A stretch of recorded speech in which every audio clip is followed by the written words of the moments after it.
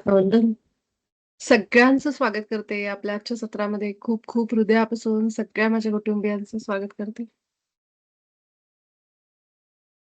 आत्मवंदन, सगळ्यांना प्रणाम.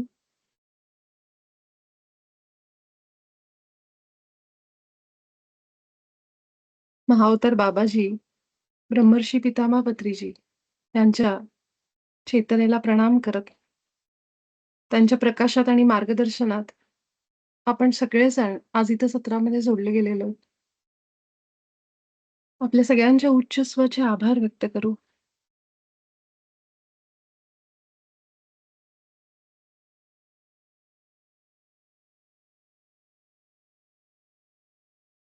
प्रेम आणि प्रकाशामध्ये आपण सगळेजण आजच्या सत्राची सुरुवात करू. एक मिनिट. तर आपण सगळेजण आज तिसऱ्या विभागापर्यंत पोहोचलेलो आहेत.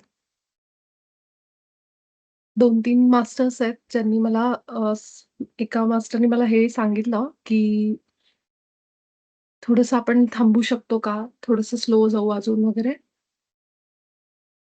पण बाकी मास्टर्स कडून मला असा निरोप आला, की आपण पुढे गेलं पाहिजे. कारण पहिला विभाग जो आहे, तो विभाग तुम्ही वाचलात ना आता पुन्हा एकदा, थोडंसं समजू शकते मी काही संकल्पना नव्या आहेत.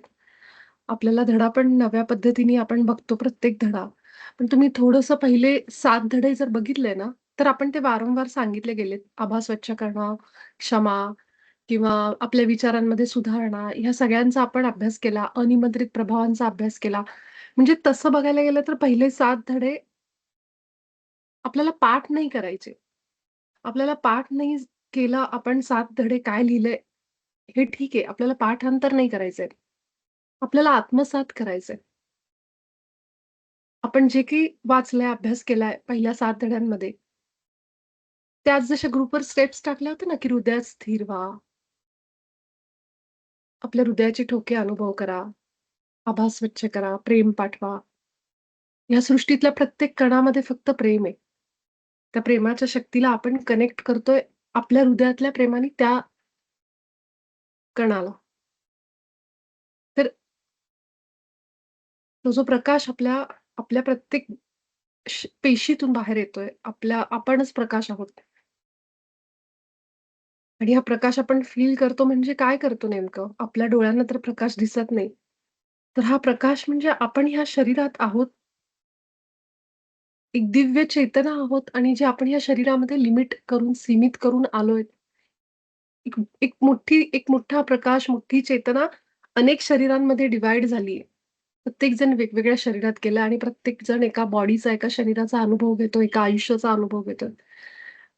माझा प्रवास, इथं असणाऱ्या प्रत्येक मास्टरचा प्रवास, त्यांचे अनुभव, त्यांच्याबरोबर असणारी लोकं, प्रत्येकाचा आपला प्रवास वेगवेगळा आहे. प्रत्येकाचे अनुभव वेगळे आहेत. काहींना आयुष्य सोपं वाटतं, काहींना आयुष्य अवघड वाटतं, काहींकडे पैसा भरपूर आहे, काहींकडे पैशाची खूप चणचण आहे.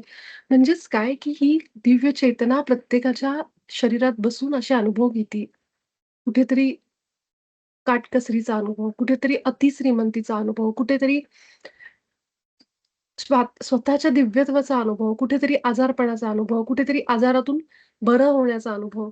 अशा प्रत्येक अनुभव एक्सपिरियन्स घेत ही चेतना एका दिव्य चेतनेला अंशात्मक रूपाने जगते शरीरांमधून. तर असे आपण दिव्य आहोत, फक्त एका शरीरामध्ये आलोय आणि मग आपल्याला असं वाटतं, अरे माझ्याबरोबर आजच एका ताईंनी टाकलं होतं, की खूप सुंदर अनुभव येतायत. तर हे अनुभव येणार कारण हे अगदी नॉर्मल आहे. तसं बघायला गेलं तर चमत्कार, मिरेकल हा शब्द आपण वापरतो कारण आपल्याला ते नवीन आहे. पण मी हे का म्हणतीये असं? मी हे का म्हणतीये कारण बाबाजींचं वाक्य आठवा 16व्या ज्याच्यामध्ये आपण रिव्हिजन घेत होतो 7 आठवड्यांची. त्याच्यामध्ये एक वाक्य बाबाजींचं शेअर करून दाखवते.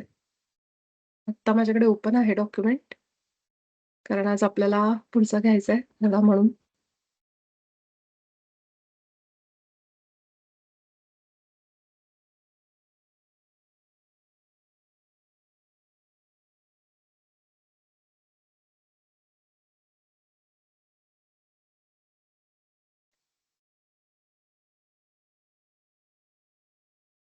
स्क्रीन थोडी मोठी केली दिसावी म्हणून.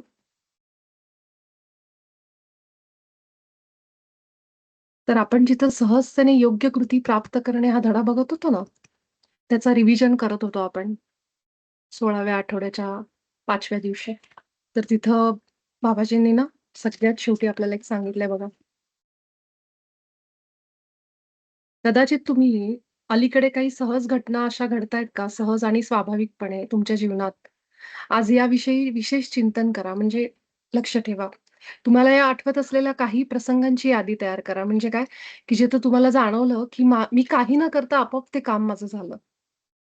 मला काही विशेष प्रयत्न करावे लागले नाहीत आणि मी खरं सांगते ज्या दिवशी हा धडा घेतला ना, दुसऱ्याच दिवशी मला 2 मास्टर एकतर आसावरी ताईंचा फोन आला होता. त्यांनी त्यांचे अनुभव सांगितले, की कसं सहज पद्धतीने काही गोष्टी घडल्या त्यांच्या बाबतीत. तर हे प्रसंग तुमच्या सगळ्यांच्या बाबतीत छोटे-छोटे घडलेले असतील. फक्त लक्ष द्या. फक्त लक्ष द्या. कारण इथं काय म्हणलंय, की कदाचित तुम्ही काय विचार कराल, की कदाचित ह्याला नशीब म्हणू. अरे, माझं नशीब चांगलं होतं. I am lucky. I was lucky. मला नशिबाने साथ दिली. किंवा योग्य वेळी योग्य ठिकाणी मी पोहोचले म्हणून मला हे अनुभव करायला मिळालं. किंवा आपण ह्याला योगायोग म्हणू, की अरे अनपेक्षित सडनली माझ्यासमोर असा एक योगायोग झाला माझ्यासोबत. म्हणून सहज क्रिया झाली. असा आपण त्याला विचार करू त्या पद्धतीने. परंतु त्या कृतींनी म्हणजे कुठली कृती जी आपल्याला आपण उच्च स्वला विचारली, की मला अशी कृती सांग, अशी ॲक्शन मी काय घेऊ? आणि ती एक ॲक्शन घेतल्यावर, एक छोटी ॲक्शन घेतल्यावर की असं पण होऊ शकतं, की आज उच्चस्वनी तुम्हाला सांगितलं, "आज कुठं जाऊ नको, दुपारी सुट्टी घेऊन झोप ऑफिसला. ऑफिसला सुट्टी घ्या आणि झोप." आणि ते केल्यानंतर मी घरी बसले. घरीच बसून आज आराम केला. काहीच केलं नाही, ऑफिसला गेले नाही. तरीसुद्धा ती योग्य कृती आहे माझ्यासाठी. ती योग्य कृती, योग्य ॲक्शन आहे. कारण ज्या दिवशी मी घरी बसले, नेमकंच त्याच दिवशी काहीतरी असं घडलं, की मला घरी माझ्या घराच्या आसपास असं काही झालं किंवा घरी कोणीतरी अशी व्यक्ती आली, ज्यातनं मला पुढचा मार्ग मिळाला. पण मला काय वाटेल, "अरे, बरं झालं मी आज सुट्टी घेतली." ह्याचा एक अनुभव सांगते. ह्या दरम्यान जेव्हा मी हे करत होते, मला लक्षात नाही की ह्याच दरम्यान घडलं होतं का काय मला माहीत नाही. पण एकदा असंच झालं, मी घरून काम घेतलं होतं. गुरुवारचा दिवस होता मला अजून आठवतंय. आणि माझ्या किचनच्या सिंकमध्ये काहीतरी प्रॉब्लेम झाला आणि सगळं पाणी वाहायला लागलं आणि पूर्ण माझ्या घरामध्ये पूर्ण पाणी वाहत-वाहत पूर्ण घरात पाणी आलं. मला माहीत नाही, माझं लक्ष नाही कारण मी बसले होते काम करत आणि जेव्हा माझ्या बेडपर्यंत ते पाणी आतपर्यंत पोहोचलं, तरीही माझं आलं असेल म्हणून. ते टाईल्समुळे दिसलंच नाही. अचानक मला दिसलं, की एकदम असं मी खाली पाय ठेवला आणि बघितलं तर मग समजलं, की पाणी इथपर्यंत आलेलं आहे. तोपर्यंत ते पाणी वाहत होतं सगळ्या घरभर ते पाणी झालं. पण मी त्या दिवशी घरी होते म्हणून बरं झालं. नाहीतर घर बंद असलं असतं आणि माहीत नाही अजून किती नुकसान झालं असतं, किती फर्निचर आणि काय-काय गोष्टी झाल्या असत्या माहीत नाही. पण त्या दिवशी अगदी योगायोग होता का मी अगदी त्याच दिवशी घरी राहणं अ, आणि ते घडलं. तर एकच मिनिट कुणीतरी एकच मिनिट मला थोडंसं थांबावं लागेल. मी 1 मिनिटात परत येते.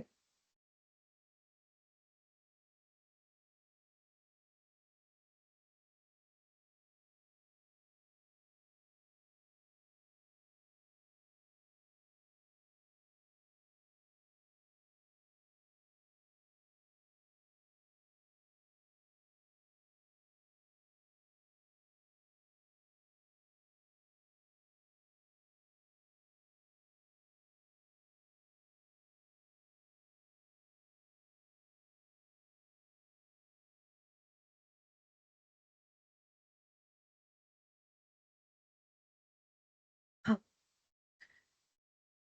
तर असं होऊ शकतं, की त्याच दिवशी बरोबर घरी थांबावं आणि ती गोष्ट घडावी.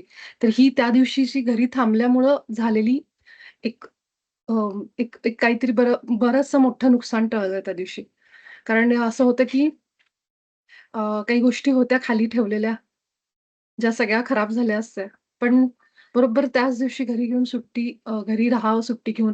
म्हणजेच काय, की जेव्हा आपल्याला योग्य मार्गदर्शन मिळतं, योग्य कृती, तर ती काहीही असू शकते. तर ह्या प्रकारे जेव्हा आपण त्याला म्हणतो, "अरे बरं झालं अनपेक्षितरित्या योगायोग झाला" किंवा असं काही गोष्टी, तर हे खरं काय आहे, की आपण जेव्हा आपल्या उच्च स्वला विचारतो, आपण त्या जेव्हा एक प्रकारे त्याच्याशी जोडलेले असतो, खूप कनेक्टेड असतो आपण आणि सतत जे आपण त्याला इंट्युशन म्हणा उच्चस्वराचे संदेश म्हणा, त्यावेळेस आपल्यासोबत ह्या गोष्टी घडतात, की आपल्याला काही गोष्टींचं ज्ञान आपोआप येतं आणि मग आपल्याला वाटतं, "अरे, नशिबाने मी आज हे झालं, नशिबाने मी आज तिथं गेले, नशिबाने आज असं झालं."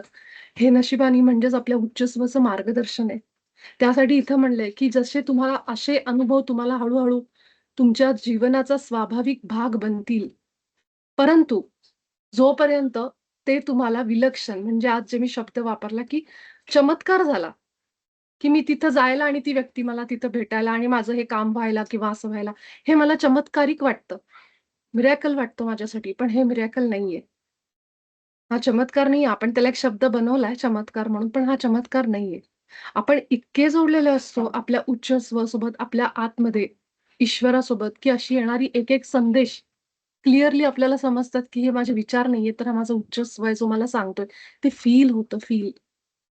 आपल्या इंट्युशनमध्ये आणि विचारांमध्ये फरक असाच आहे, की इंट्युशन म्हणजे आतून फील होतं हृदयातनं, की हे मला करायचंय. आणि तो फरक आपल्याला समजायला लागतो. म्हणून इथं म्हणलंय, की तो तुमच्या जीवनाचा स्वाभाविक रोज तुम्हाला हे समजायला लागेल आरामात. त्याच्यासाठी काही वेगळे तुम्हाला परिश्रम घ्यायची गरज नाही.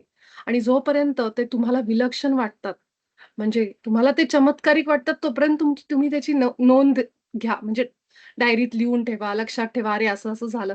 काही दिवसांनी असं होईल की रोजच असं घडायला. मग रोजच चमत्कार.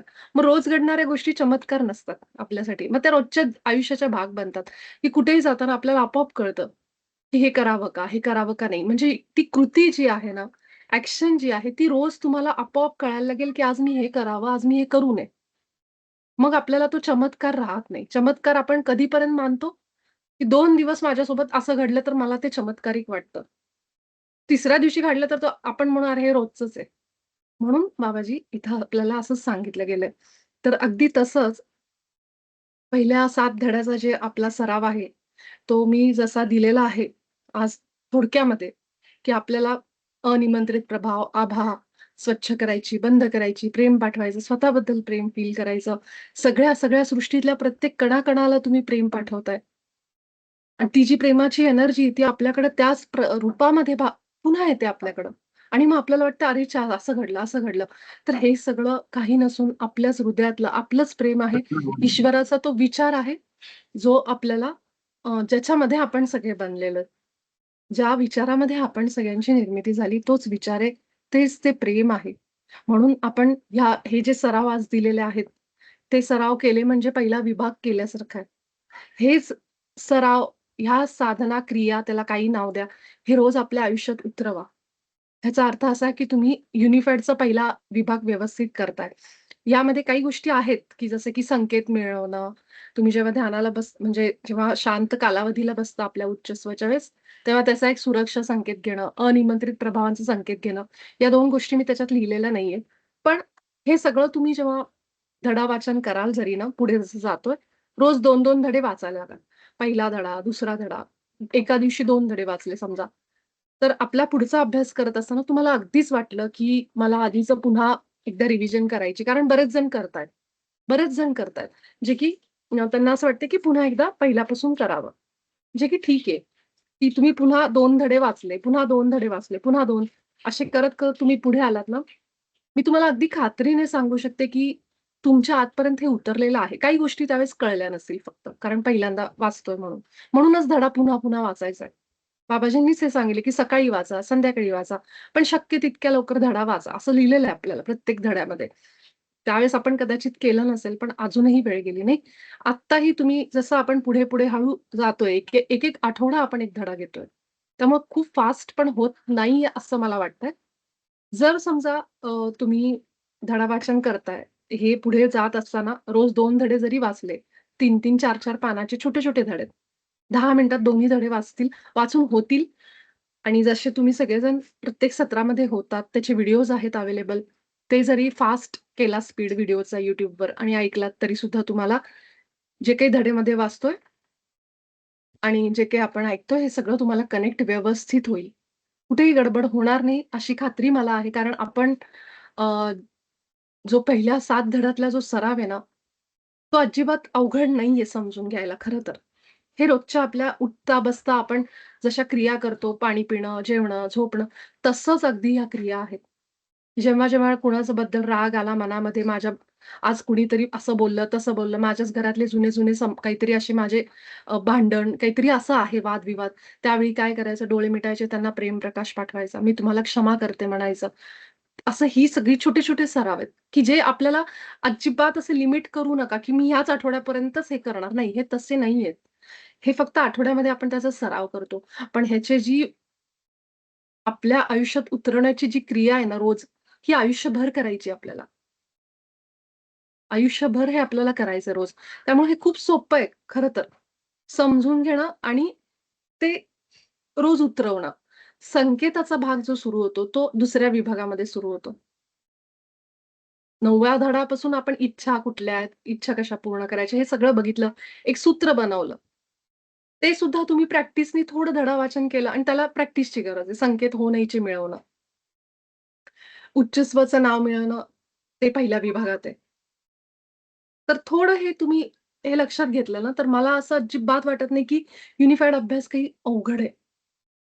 तो अवघड ह्यासाठीच नाहीये, कारण हे असं काही ज्ञान आहे ना, की हे व्यावहारिक आपल्या रोजच्या प्रॅक्टिकल आपल्या आयुष्यामध्ये आपण हे वापरू शकतो. काही बरेचसे म्हणजे काही अशा बराचसा ह्याचा भाग आहे, की जो आपण पहिल्यांदा वाचतोय. आ ज्याच्या आधी आपण असं कधी वाचलं नव्हतं. की मी ध्यान करतीये ठीक आहे. मी आनापानसती ध्यानमध्ये माझे इंट्युशन वाढतायत, नक्कीच वाढतात. कारण आपण म्हटलं जसं की ध्यान, आनापानसती ध्यान ही त्याची बेस आहे, फाउंडेशन आहे. त्याच्यावर आपण पुढे जातोय हळू-हळू. तर तिथं आपले इंट्युशन वाढतात. आपण जोडले जातो आपल्या उच्चस्वला अलगदच आपल्या ध्यानात जोडले जातो. किती जण तर युनिफाईड सुरू व्हायच्या आधीच उच्चस्वला जोडलेले आहेत ऑलरेडी. मला त्यांनी सांगितलं पण की आम्हाला नाव आधीच कळलेलं आहे. तर असं होतं, की आपल्याला आपण ध्यान जसे-जसे करतो ना, डोळे मिटून आत जातो, ती पण प्रक्रियाच आहे ना. ती पण एक प्रोसेसच आहे, जी तुम्हाला तुमच्या उच्चस्वशी जोडते ध्यान म्हणजे. पण त्या ध्यानाचा त्या उच्चस्वला जोडल्यानंतर मग कसं त्याच्याकडनं मार्गदर्शन घ्यायचं, ह्यासाठी तुम्हाला युनिफाईड एकदम म्हणतो ना, की शुद्ध तंत्र, टेक्निक आहे, तंत्र. आता क्रियायोग काय आहे? क्रियायोग पण तंत्र आहे, टेक्निक आहे. कशाचं टेक्निक आहे क्रियायोग? तुम्ही बसून जे काही श्वासांबरोबर करता, चक्रांवर जे काही करता, श्वासावर जी क्रिया करता, हे टेक्निक कशासाठी आहे? तुमच्या आतल्या डिव्हिनिटीला, ईश्वराला जोडण्यासाठी, त्याच्याशी संवाद करण्यासाठीच आहे, की तुम्ही त्याच्या जास्त जवळ जातात. म्हणून क्रियायोग पण एक टेक्निक आहे. जसं पुस्तकाच्या सुरुवातीलाच प्रस्तावनेच्या दरम्यानच बहुतेक प्रस्तावना किंवा कुठल्यातरी एका पार्टमध्ये असं सांगितलेलं आहे, की अनेक मार्ग आहेत, की जिथं आपण आत्मसाक्षात्कार मिळवू शकतो. त्यातला एक युनिफाईड आहे. मग ह्यातले जे अभ्यास धडे आहेत, जेव्हा आपण एक्सप्लेन केलेले आहेत, तुम्ही ऐकलेले आहेत, असं शक्यच नाही की तुम्हाला कळलं नाहीये. हां, कधी असं होऊ शकतं की पहिल्यांदा ऐकल्यावर मला थोडं "अरे, हे काय? हे काय?" असं होऊ शकतं. पण जेव्हा मी खात्रीने सांगते, जेव्हा तुम्ही पुन्हा धडे वाचाल, तेव्हा तुम्हाला असं वाटेल, मला समजलंय व्यवस्थित. कारण ते आत गेलेलं आहे. फक्त आपली एक कुठेतरी ना अभ्यास करायची एक प्रॅक्टिस सुटलेली आहे सगळ्यांचीच, की आपण अभ्यास केला नाही. जसं आपलं शाळा, कॉलेज सुटलं त्याच्यानंतर आपण अभ्यासाला बसलो नाहीयेत किंवा वाचलो नाहीयेत फार किंवा त्याच्यावर चिंतन मनन आपण केलेलं नाही. फार तर फार आपण एखादी पोथी वाचतो. पण पोथी वाचताना आपण त्या देवाची स्तुती, त्या देवाचं, गुरूंचं महात्म्य वाचतो. त्याच्यामध्ये फार विचार करावा लागत नाही त्यांच्याबद्दल. म्हणजे त्यांचं वाचलं, त्यांची आपण प्रणाम केला, अ, एकंदर त्यांच्या चरित्राला आपण वाह केली, त्यांची स्तुती केली. आणि ते आतमध्ये ठेवलं आणि त्यांच्याबद्दल आपल्या हृदयात भक्तिभाव असतो. पण तिथं कुठेही आपल्या विचारांवर आपण काम नाही करत. तिथं त्यांचे विचार, त्यांचे गुण, त्यांचं चरित्र, त्या ईश्वराची भक्तीने आपण भारावून जातो, की काय गुरूंची महिमा आहे. केवढे चमत्कार केले त्यांनी. किती लोकांना त्यांनी तारलं. किती ही देवता शक्तिशाली होती. किती ही देवी शक्तिशाली होती. हे त्यांच्याबद्दल आहे. पण तिथं कुठं माझे विचार कसे आहेत? माझ्या विचारात काय सुधारणा करायची आहे? मी काय केलं पाहिजे? माझ्या आयुष्यात ती पोथी वाचून उठल्यानंतर माझ्या आयुष्यात मार्गदर्शन मी कसं मिळवू? निर्णय कसे घेऊ? हे नाही आपण शिकलो. ठीक आहे? तर हा फरक आहे, की जिथं आपण युनिफाईडमध्ये माझ्या आयुष्याबद्दल मी बोलायला लागते. मी काय केलं पाहिजे? माझे विचार कसे आहेत? माझ्या विचारात काय सुधारणा पाहिजे? मी कसं मार्गदर्शन मागू? म्हणून आज सगळ्यांना इतके अनुभव येतात. केवळ छोट्या-छोट्या क्रिया करून सुद्धा लोकांना अनुभव येतात. प्रेम प्रकाश पाठवणं, समोरच्याला क्षमा करणं. जेव्हा क्षमा करतो तेव्हा ऑलरेडी तुम्हाला माहीत नाहीये डीप डाउन काय प्रोसेस होतीये. क्षमा करण्याची जी एक फायदा आहे ना, तो मी सांगूच शकत नाही काय आहे. तो तुम्ही अनुभव करणंच गरजेचं आहे. आणि छोटे-छोटे संकेत पण घेणं, हे घेणं. फार आपल्याला काही अगदी जन्म-मरणाचे निर्णय घ्यायचे नसतात. तर रोजचे छोटे-छोटे निर्णय असतात. पण त्या निर्णयांमध्ये सुद्धा आपल्याला बऱ्याचदा खूप फायदा होतो. अंधपणाने जसं बाबाजींचं वाक्य आहे, की अंधपणाने आता तुम्हाला उडी घ्यायची गरज नाही. तुमच्याकडे उच्चस्वचं मार्गदर्शन आहे. आणि एक सांगते, जसं तुम्ही युनिफाईड कराल, जसे तुम्ही हृदयात जायला लागाल ना, तुम्हाला मार्गदर्शन घ्यायची पण गरज लागणार नाही. हा माझा अनुभव आहे. फार कमी वेळा मी संकेत वगैरे मागते उच्चस्वला, की मला हे सांगा. तुम्हाला ना आतूनच ते ज्ञान येईल. हां, पण संकेताचा सराव जरूर करा. पण त्याची गरज पण लागणार नाही. इतका उच्चस्व ॲक्टिव्ह होतो जर आपण फक्त हे सराव सुरू ठेवले. छोटे-छोटे सराव, की प्रेम प्रकाश पाठवणं, क्षमा करणं, आपल्या विचारांना कायम ह्या विचारांमध्ये राहणं, की मी ईश्वराच्या प्रतिमेत आहे. आजच एक ताई म्हणत होत्या, की हे मान्य करणंच पहिलं अवघड चाललं होतं, की मी ईश्वर आहे किंवा मी ईश्वराच्या प्रतिमेत आहे. बरोबर आहे, साहजिक आहे. कारण आपलं अंडरस्टँडिंग, आपले विचारच वेगळे आहेत पहिल्यापासून. एकच आहे, की आपले विचार आणि विश्वास जे आहेत त्यानुसार आपलं वास्तव बनतं. हे तर आपल्या सगळ्यांना माहिती आहे. मी जर समजलं, की मी राक्षस आहे, मी राक्षस आहे, मी मी मी दुर्गुणी आहे किंवा काय म्हणतो त्याला अ, मी खूप वाईट व्यक्ती आहे. अशी जर मी दिवसभर बोलायला लागले, तर माझ्या विश्वासाला धरून, माझ्या विचारांना धरून माझं माइंड त्याचप्रमाणे काम करायला लागेल आणि तशीच मी वागणूक माझ्यातनं बाहेर येईल. मी जर म्हटलं, की मी एंजल आहे, मी एंजल आहे, मी एंजल आहे. दिवसभर मी तेच म्हणायला लागले, देवदूत आहे, देवदूत आहे, देवदूत आहे. त्याप्रमाणे माझ्याबरोबर तसंच घडायला लागेल आणि मी जर म्हटलं, मी ईश्वर आहे, मी ईश्वर आहे, मी ईश्वराच्या प्रतिमेत आहे. हे जर म्हणलं, तर माझे विश्वास आणि विचार मला त्या परिस्थितीकडेच घेऊन जातील. तसंच माझं परिस्थिती बनेल. म्हणजे तुम्ही राक्षसही बनू शकता आत्ता या क्षणाला. कुणी अडवणार नाही.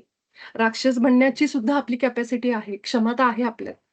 आपण बघतोय, की ह्या राक्षसी विचारांमुळेच आज अनेक ठिकाणी पृथ्वीवर काय घडतंय, की विचारच आहेत ना. राक्षस आणि ईश्वर म्हणजे काय विचारांचा फरक आहे बस. तर मी जर आज म्हणलं, की मी ईश्वराच्या प्रतिमेत बनले असं न म्हणता, मी राक्षसच आहे. मी राक्षसाप्रमाणेच बनली किंवा तसेच माझे विचार आहेत, तसेच माझे तर I am free to do that. मला अडवणारं कुणी नाहीये. मला त्याची पण मुभा आहे, की तुला ते पण जगायचंय ते आयुष्य जगू शकते. पण मी निवडलं, की मला आता ईश्वराच्याच प्रतिमेत बनलेलं आयुष्य जगायचंय. मी ईश्वरच आहे, मी ईश्वरच आहे, मी ईश्वरच आहे. असं म्हणून मी माझ्या विश्वास प्रणाली माझी अशी बनवली, की मी ईश्वरच झाले. मग आपल्या विश्वासावर, आपल्या विचारांवर आपलं जर सगळं वास्तव असेल, तर मग मी ठरवते, की मी हेच निवडणार आहे. म्हणून आपला विश्वास जरी नसेल ना सुरुवातीला, की आपण ईश्वर असू शकतो. जसं पितामह पत्रीजी काय म्हणायचे पहिल्याच वाक्यामध्ये म्हणायचे, की माय डिअर गॉड्स म्हणजे माझ्या प्रिय ईश्वरांनो, असं ते वाक्याला सुरुवात करायचे प्रत्येकाला. त्यामुळं आपल्याला जे शिकवलं गेलंय, की कुठेतरी कायम बाहेरच्या देवाची, बाहेरच्या गुरूंची उपासना केल्यानेच आपलं आयुष्य बदलतं किंवा देव बाहेरच आहे. हे असे अनेकांचे विचार असतील सुद्धा. आतच जाऊन बघा, आतच आपला कृष्ण भगवान, राम भगवान हे सगळे आपल्या आतच आहेत, हे म्हणणारे सुद्धा अनेक जण आहेत. तर कोण कसा मार्ग निवडते, कोण कसा विश्वास ठेवते, त्यानुसार त्याची पुढची रिॲलिटी बनते. जर मी कायम बाहेरच शोधत आले देवाला, तर मग मला कायम एक कुणीतरी बाहेर मला वाचवेल किंवा माझ्यासाठी कुणीतरी माझी क्रिएशन, माझी निर्मिती, माझं आयुष्य कुणीतरी बाहेरचा माणूसच घडवेल, असंच मला वाटणार. जर माझ्या आतच ईश्वर आहे म्हणलं, की माझे कृष्ण भगवान आणि राम भगवान माझ्यापेक्षा वेगळे नाहीच आहेत, ते माझ्या आतच आहेत. तर माझी रिॲलिटी पण तशीच असेल. युनिफाईड आपल्याला अगदी तेच शिकवतंय. त्यामुळं जरी तुम्हाला असं वाटत असेल ना, की थोडंसं आम्हाला सुरुवातीचं पण करणं गरजेचं आहे, तर जरूर करा. पुन्हा एकदा नव्या दृष्टिकोनातून तुम्ही वाचाल, इथपर्यंत आल्यानंतर आणि असं होतं. असं होतं. मी सुद्धा जेव्हा थोडं पुढे गेल्यानंतर म्हणजे ह्याच्या पण पुढे गेल्यानंतर मी पुन्हा मागे आले. पुन्हा मी धडे वाचायचे. तर हे वाचन थांबवायचं नाही. बाकी पुस्तकं तुम्ही नाही वाचली अशा वेळेस समजा असं वाटलं तुम्हाला वेळ नाहीये, तर चालेल. पण एक व्यवस्थित युनिफाईडचा स्टडी सुरू ठेवा. हाच अभ्यास आहे जो आपल्याला संपूर्ण आहे, परिपूर्ण आहे. म्हणून आपण इथं आहोत.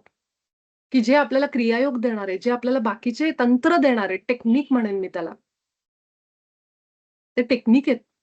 आपल्याला आपल्या आत्मसाक्षात्कारापर्यंत पोहोचवणारे असे जे काही टेक्निक्स आहेत वेगवेगळे, तेच आपल्याला युनिफाईड देतंय.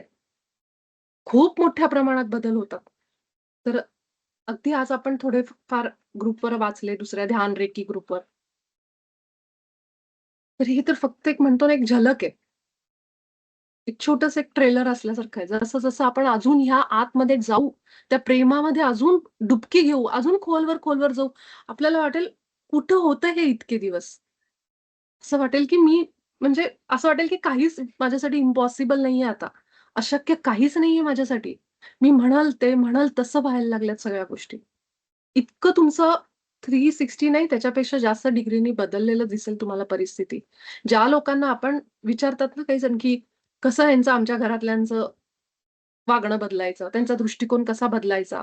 आम्ही छान वागतोय, त्यांना कसं बदलायचं? आपल्याला त्यांना बदलायचंच नाहीये. तुम्ही फक्त प्रेम प्रकाश पाठवा. तुम्ही फक्त त्यांना क्षमा करा. रोज क्षमा करा त्यांना. ती किती दिवस झाले, मी इतके दिवस झाले हे सोडून द्या. तुम्ही फक्त त्यांना प्रेम प्रकाश पाठवत राहा. तुमच्याकडनं जाऊ देत. त्याच्यामध्ये एवढी शक्ती, की एक वेळ अशी येईल, की तुम्हाला जाणवेल परिस्थिती बदलली पूर्ण. तुम्ही फक्त हृदयातनं त्यांना क्षमा करायला लागा. हळू सुरुवातीला वर येऊ दे. हळू त्याच्यात डीप जा. इतकं त्याच्यामध्ये त्या प्रेमाने भरून टाका सगळं. जेवढं तुम्ही ते करायला लागाल ना, जिथं काही तुमच्या अनेक जन्मांचा जर आपण विचार केला, प्रारब्ध म्हणा, संचित कर्म म्हणा, जे काही असेल, ते सगळं संपवून टाकतो आपण, तोडून टाकतो त्याला. की ह्या जन्मामध्ये, ह्या लाईफटाईममध्ये, ह्या अवस्थेला, वयाच्या ह्या वेळेस मी सगळं निवडलंय, की मी आता हे संपवणार आहे इथंच. आणि ते केवळ प्रेमानेच संपवू शकतो आपण. त्या माणसाला नाही संपवू शकत, त्याला मारू शकत नाहीत जाऊन. ना दुसरं काही करू शकतो. अशा वेळी केवळ हीच पॉवर आहे, हीच शक्ती आहे. ते आपण करू शकतो जसं-जसं बाबाजींनी आपल्याला छोटे-छोटे पहिल्या 7 धड्यांमध्ये ते सांगितलंय. दुसऱ्या 7 धड्यांवर आपल्या इच्छेवर आपण काम करतो. त्यामध्ये सुद्धा तुम्ही त्या बरोबर प्रेमाचा भाव माझा आहे, प्रेमाचं रिलेशन छान आहे, आमचं नातं छान झालंय. हे सगळं तुम्ही करू शकता. त्यासाठी पण छोटंसं सूत्र तुम्हाला दिलेलं आहे. आणि अगदी त्या सूत्रामध्ये म्हणजे एक ताईंनी विचारलं म्हणून मी सांगते, की अगदी त्या सूत्रामध्ये त्या माणसाचं नाव घेऊन सुद्धा तुम्ही म्हणू शकता, की ईश्वर आणि मी कृतज्ञतेने आणि क्षमाशीलतेने दावा करतो, स्वीकार करतो, की जे काही माणसाचं नाव आहे ए-बी-सी आणि मी प्रेमपूर्वक नात्यामध्ये आहोत, प्रेमाच्या नात्यामध्ये आहोत. असं तुम्ही म्हणू शकता तथास्तु. आणि त्याप्रमाणे तुम्ही ते सूत्र म्हणत असताना तुम्ही फील पण करा आतमध्ये डोळ्यांनी बघा डोळ्यापुढे. व्हिज्युअलाइज करा म्हणजे अजून त्याची पॉवर वाढेल. हे युनिफाईडमध्ये जरी नाही सांगितलं, आपण करू शकतो ते. कारण आपल्याला पूर्ण जेवढं आतमध्ये आपण हृदयात फील करतो, ते जास्त उपयोगाला येतं. प्लस तुम्ही डोळ्यापुढेही त्या माणसाबरोबर बसलायत, गप्पा मारतायत. प्रेम फील करायला त्याला काही बंधन नाहीये ना. आपण त्याच्या मनाविरुद्ध नाही करत आहे. ती घरातलीच व्यक्ती आहे म्हणल्यावर साहजिक आहे. आपलं नातं त्यांच्याबरोबर चांगलं पाहिजे असं वाटतंय. त्यावेळेस करू शकतो. 2 लोकांच्या नात्यांमध्ये आपण नाही करू शकत. कारण त्यांचे फ्री विल येतात तिथं. दुसरी वेगळी लोकं. त्यांना तुम्ही कदाचित फक्त प्रेम प्रकाश पाठवू शकता. पण तुम्ही स्वतःसाठी तरी करू शकता. अशा पद्धतीने ह्याचा उपयोग करून घ्या आपल्या आयुष्यामध्ये. आणि हे हळू-हळू तुम्ही आधीचे धडे जरूर वाचा. बरेच जण सुरू करत आहेत, केलं आहे म्हणून तुम्हालाही सांगते ज्यांना असं वाटतं ना मला थोडंसं मागे जायची गरज आहे. जरूर जा. त्याचा तुम्हाला नक्कीच फायदा होणार आहे. तर 2-2 धडे जरी आपण ठरवलं, की मी आज केवळ 2च धडे वाचेन, पण व्यवस्थित वाचेन. अगदी वेळ देऊन काही गडबड न करता सकाळी एक, संध्याकाळी बास. आणि जो आपला आत्ता चालू असेल तो धडा तर तुम्ही जसं वाचन होईल त्यानंतर तुम्ही हळू त्याचं वाचन करू शकता. ठीक आहे. तर आपण विभाग 3 ला सुरुवात करू आणि त्यातूनही तुम्हाला असं वाटलं, की मला थांबायची गरज आहे, मला नाही होत आहे एकदमच सगळं, तर तुम्ही जरूर 2 आठवड्याचा ब्रेक घ्या किंवा जिथं धडा जो चालू आहे त्याच्यावरच काम करा. जिथं तुम्हाला थोडंसं वाटतंय मला इथं सरावाची गरज आहे. तर जरूर 1-2 आठवडे थांबा आणि तुम्ही थांबून सराव करा.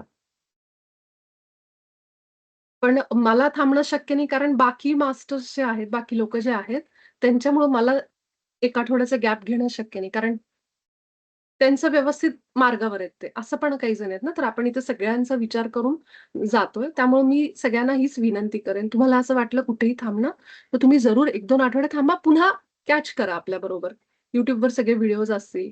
त्यामुळे असं काही आपल्याला पुढे-मागे अशी काही गडबड नाहीये ना. तर ते करू शकता तुम्ही. तर आज आपण विभाग 3 मार्गदर्शनाच्या साधनांचा विस्तार करणे. पहिल्या विभागामध्ये आपण जाणीवपूर्वक संवाद करणे आपल्या उच्च स्वसोबत. दुसऱ्यामध्ये आपण एक दुसऱ्या विभागाचं नाव बघते काय होतं.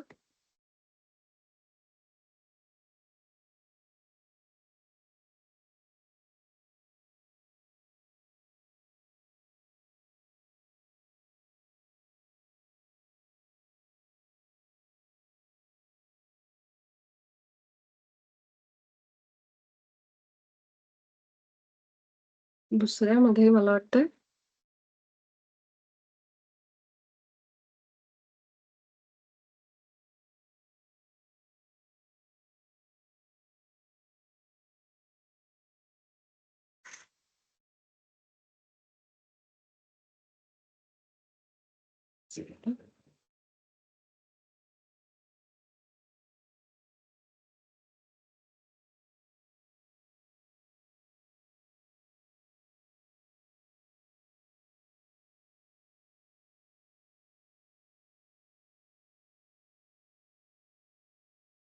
दुसऱ्या विभागाचं ना सर्वोच्च इच्छा निर्धारित करणे आणि प्रकटीकरण करणे असं होतं. हां, तेच. मला ते प्रकटीकरण चौथ्या कार्यपद्धती विभागाचं शिकणे. Correct, correct. आपल्या सर्वोच्च इच्छा ओळखणे आणि त्यांच्या प्रकटीकरणाचे तंत्र शिकणे. बरोबर आहे. तर कारण पहिल्या विभागामध्ये आपण केवळ आपल्या उच्च स्वसोबत आपण जाणीवपूर्वक कसा संवाद करतोय हे करतोय. दुसऱ्या विभागापासून 9व्या धड्यापासून आपण इच्छांचं विश्व निर्माण करणे म्हणजेच आपल्या सर्वोच्च इच्छा काय आहेत आणि त्यांना प्रकट कसं करायचं, म्हणजे त्यांना मॅनिफेस्ट कसं करायचं हे आपण शिकलो. आता तिसऱ्या विभागामध्ये आपण मार्गदर्शनाच्या साधनांचा विस्तार करणे. आता आपल्याला मार्गदर्शनांची साधनं मिळाली. साधनं मिळाली आपल्याला. काय-काय साधनं मिळाली आपल्याला? जिथं आपण मार्गदर्शन घेतो, उच्च स्वकडून. त्याच्याशी कुठे-कुठे बोलतो आपण. कसं-कसं त्याला मागतो, की मी कुठली कृती करावी? मी कसा प्रेमाचा अनुभव घ्यावा? मी माझी इच्छा कुठली आहे? मी या इच्छेला कशा प्रकारे मी व्यक्त करू? बाहेर म्हणजे प्रकट करू?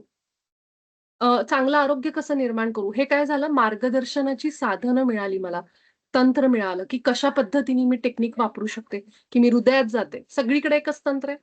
हे तर आपल्या लक्षात आलं, की सगळ्या धड्यांमध्ये आपण हृदयात जातो, डोळे मिटतो, विचारतो, की मला सांगा, की ह्याच्यामध्ये काय विचार चुकला होता माझा. त्याच्यामध्ये सुधारणा करतो विचारामध्ये आणि मग ते सूत्र वापरतो प्रकटीकरणाचं. हेच केलं आपण, ठीक आहे. आता विभाग 3 मध्ये आल्यानंतर आपल्याला हे जे मार्गदर्शन मिळालं, त्या साधनांना अजून एक्सपांड करतोय आपण म्हणजेच वाढवतोय, त्यांचा विस्तार करतोय. वेगवेगळ्या ह्याच्याने आपण विस्तार करतोय. बंद करते. हं. तर त्यामुळं आपण ह्यामध्ये सुद्धा 7 आठवडे असणार आहेत, 7 धडे असणार आहेत. पुन्हा शेवटचा जो धडा असेल 24वा 17 ते 23 हे 7 आठवडे, 7 धडे. 24वा जो धडा असेल तो असेल रिव्ह्यूचा म्हणजेच पुनरावलोकनचा. तर अगदी नेहमीप्रमाणेच हे हा आपण विभाग ठेवलेला आहे. तर 17व्या आठवड्यामध्ये आपण बघत आहोत ते प्रिय व्यक्तींच्या आभा मंडळाचे शुद्धीकरण. ज्यासाठी बऱ्याच मास्टरनी मला विचारलं होतं, की कशी आपल्या जवळच्या लोकांची, नातेवाईकांची आभा कशी स्वच्छ करायची, कशी शुद्ध करायची? आणि मी म्हणत होते, "थांबा, थांबा जरा 17वा आठवडा येऊ दे." कारण आत्तापर्यंत जे आपण काम केलं ते आपल्या स्वतःवर काम केलं, की माझ्या आभाला मी कसं स्वच्छ करू? माझे विचार मी कसे नको असलेले अनिमंत्रित प्रभावांपासून स्वतःची सुटका कशी करू? हे सगळं आपण आत्तापर्यंत बघितलं. आता ती वेळ आली आहे, की जिथं आपण तिसऱ्या विभागामध्ये आपल्या जवळच्या लोकांची पण आभा कशी स्वच्छ करायची आणि कशाप्रकारे ते टेक्निक वापरायचं, त्याच्यासाठी काय नियम आहेत हे सुद्धा आपल्याला कळेल. तर कोणी इंटरेस्टेड आहे वाचनासाठी?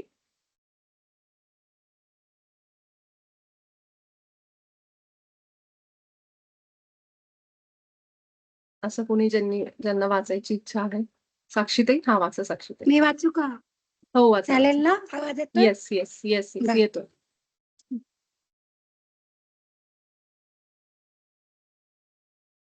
करू का सुरुवात? हो, करा. 17वा आठवडा प्रिय व्यक्तींच्या आभा मंडळांचे शुद्धीकरण. आता तुमच्या दैनंदिन साधना आणि तंत्राचा एकदा आढावा घेऊया. दररोज किमान एकदा तरी आपल्या शांत साधना काळाचा अनुभव घेत राहा. हा कालावधी तुम्हाला जितका सहज व सोयीचा वाटेल तितका असू द्या. तो दिवसागणिक बदलू शकतो. मात्र प्रत्येक वेळी शांत साधनेची सुरुवात नेमक्या ठरलेल्या पद्धतीनेच करा. जसे की आरामदायी आसनात बसा, डोळे अलगद मिटा, लक्ष हृदय केंद्रात स्थिर करा, परमेश्वराशी एकरूप व्हा, आपल्या आभामंडळातील अनिमंत्रित प्रभाव दूर करा, आपल्या उच्च आत्म्याच्या व्यतिरिक्त इतर सर्वांसाठी आभामंडळ बंद करा, शांत साधनेचा संकल्प स्पष्टपणे व्यक्त करा, आपल्या उच्च आत्म्याकडून प्राप्त होणारा संकेत स्वीकारा आणि संपूर्ण त्या संकेताशी अखंड जोडलेले राहा. एक मिनिट साक्षीताई. म्हणजे आता पहिल्या पॅरेग्राफमध्ये आपण जे काही इतके दिवस केलंय तेच आहे, की दररोज अजूनही म्हणजे आता बाबाजींनी आपल्याला फक्त आढावा घेऊ म्हटलंय, म्हणजे इतके दिवस आपण जे केले तेच आहे, है ना? की शांतपणे हृदयात जा, एकरूप व्हा परमेश्वराशी. मी ईश्वर आहे म्हणा, ईश्वराच्या प्रतिमेत आहे, ईश्वराचे गुण माझेत, विचार माझेत. जे काही आपण करत आलोय अगदी तेच लिहिलेलं आहे. यामध्ये फक्त शेवटचं जे वाक्य ना हे सांगते, की शांत साधनेचा संकल्प स्पष्टपणे व्यक्त करा. म्हणजेच काय? म्हणजेच काय? की मला आज बसल्या-बसल्या अचानकच मला काहीतरी शरीरामध्ये आरोग्यामध्ये गडबड वाटते. खूप काहीतरी त्रास होतोय 2 दिवसापासनं. त्यावेळेस मी डोळे मिटून संकल्प सांगते. म्हणजे मला हे विचारायचंय म्हणून मी आता उच्चस्वासोबत जोडली जातेय. मग मी उच्चस्वाला विचारणार, की उच्चस्व ह्या भागामध्ये का त्रास होतोय मला? असा कुठला विचार आहे, ज्यामुळं माझ्या शरीराच्या ह्या भागामध्ये मला अचानक 2 दिवस झाले त्रास होतोय? तो विचार सांग. कशामध्ये सुधारणा केली पाहिजे? म्हणजे मी काय केलं, जरी मी आत्ता 17व्या आठवड्यात आले, तर मला आजार शरीराचं काहीतरी अचानक उद्भवू शकतं ना, तर ते मी विचारू शकते. म्हणजेच काय संकल्प विचारला, सांगितला आणि त्याप्रमाणे आपला जो शांत कालावधी तो सुरू केला. सोबतच अगदी ह्याचप्रमाणे मला कुठलीतरी कृती करायची, एखादी ॲक्शन घ्यायची. तर जो काही तुमचा हेतू आहे तो सांगा आणि उच्च आत्म्याकडून प्राप्त होणारा संकेत स्वीकारा. संपूर्ण साधना काळात त्या संकेताशी अखंड जोडलेले राहा. जेव्हा तुम्ही संकल्प सांगाल, तेव्हा तुम्ही आभा पण स्वच्छ कराल पहिली तर, बंद कराल. मग तुम्ही संकेत विचारा. संकेत आपण बघितले ऑलरेडी, की मला साक्षीताईंनाच फोन लावायचा आहे, तर मी साक्षीताईंना फोन लावला, की माझा फोन त्यांनाच लागला पाहिजे. दुसऱ्या कुणी रॉंग नंबर तिथे आला नाही पाहिजे. अगदी तसं मी जेव्हा डोळे बंद करून बसते, तेव्हा मी उच्च स्वला म्हणते, की "तू मला सिग्नल दे, की मी तुझ्याशीच बोलतीये. तुझ्या व्यतिरिक्त कुठलीही ऊर्जा, एंटिटी माझ्याबरोबर नाहीये. उच्च स्वच्या नावाखाली दुसरंच कोणीतरी बोलत नाहीये माझ्याशी." हे सांगण्याकरता एक संकेत मागायचा आणि जसं तुमची साधना पूर्ण मध्ये-मध्ये जसे तुम्ही हो नाहीचे संकेत विचाराल, त्यावेळेस पुन्हा चेक करायचं, की उच्च स्व मला तूच बोलतोयस ना? ह्याचा पुन्हा संकेत दे. आणि तो सेम संकेत तुमच्या पूर्ण ध्यान होईपर्यंत म्हणजे अभ्यास होईपर्यंत मार्गदर्शन मिळालं आणि आता तुम्ही आभार मानताय आणि फोन ठेवताय. की थँक यू. काम झालं माझं. मी फोन ठेवते. मला मार्गदर्शन मिळालं. हे म्हणलं तोपर्यंत तुम्हाला तो संकेत मागून बघायचा मध्ये-मध्ये, की तूच आहेस ना, उच्चस्व तुझा संकेत दे. तूच आहेस ना? हे तुम्ही चेक करायचंय. हे आपण ऑलरेडी बोललेलो आहोत मला माहितीये. पण तरीही लक्षात नसेल कदाचित. म्हणून पुन्हा सांगते, की हा संपूर्ण साधना काळामध्ये तो त्या संकेताशी अखंड जोडलेले राहा. या वाक्याचा अर्थ तो आहे. की मध्ये-मध्ये चेक करत राहायचं, की तूच बोलतोय ना? म्हणून जो आपला जो धडा आहे, धडा 3रा जिथं आपल्याला सुरक्षा कवचासह संचार या धड्यामध्ये आपल्याला आभा स्वच्छ करणे प्लस उच्च स्वचा संकेत मागा असं सांगितलं होतं. तो संकेत तुम्हाला शेवटपर्यंत कधीही तुम्ही साधनेला बसता तेव्हा ते करा. अजूनही तुम्हाला मिळालं नसेल, अजूनही तुम्ही घेऊ शकता. ह्याला काही असं लिमिट नाहीये, की आता येणार नाही, तेव्हाच येणार होता, तेव्हा तो धडा सुरू असं काही नाहीये. कधीही तुम्ही हृदयात बसा आणि संकेत मागा.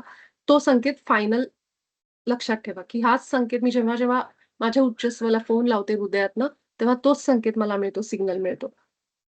हे लक्षात ठेवा फक्त. हां. एक मिनिट पुढे असं की एक मिनिट मानसी त्यांचा काहीतरी मेसेज आहे तो वाचशील?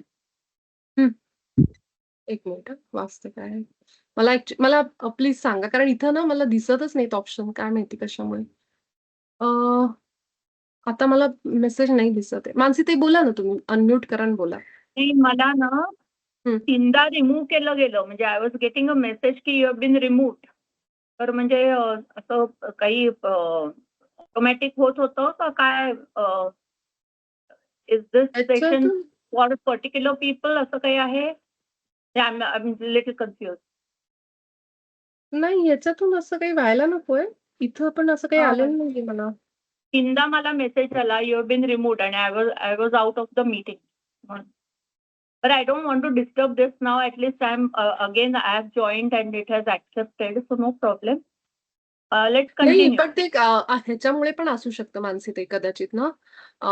टीम्स ऍप्लिकेशनचा काहीतरी प्रॉब्लेम असेल कदाचित. त्यामुळे ते असं असेल, होतं. असेल. हां. हां. तसं तुम्ही जर झालात ना तर पुन्हा जॉइन व्हा. काही परत प्रॉब्लेम जॉइन नाही. केलं मी. हो, हां, तसंच परत केलं मी. जॉइन हां. करेक्ट. ओके. ते टीम्सला ओके. होतं कधी-कधी असं हां. हां, ठीक आहे. हां. हं. ओके.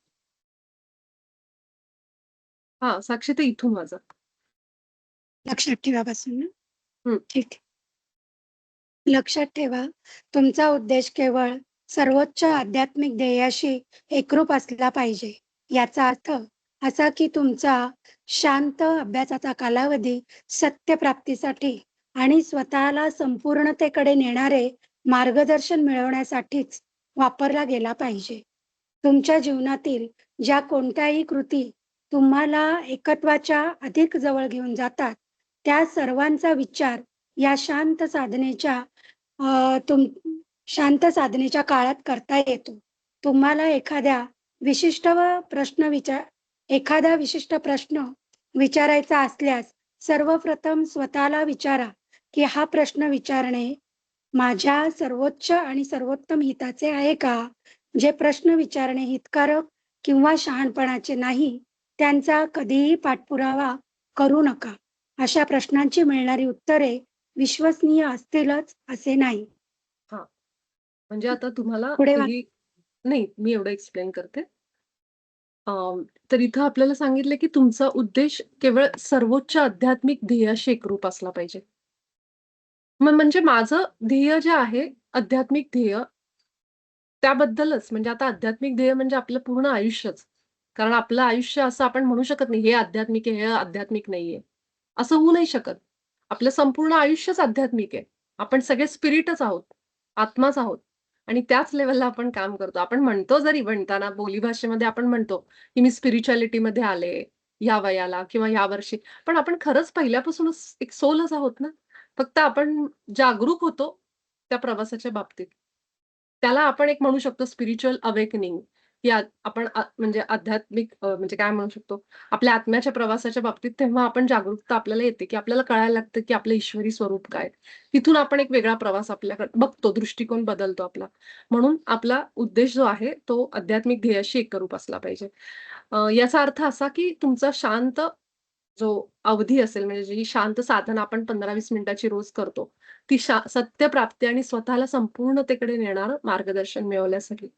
तेच आपण करतो ना, की स्वतःला संपूर्णतेकडे म्हणजे माझ्यासाठी काय हिताचं आहे, माझ्या इच्छा काय आहेत, मी स्वतःकडं मी दुसऱ्यांची काळजी घेते, मी स्वतःची घेते का? मी जेवढं दुसऱ्याला प्रेम देते, मी स्वतःसाठी तेवढा विचार करते का?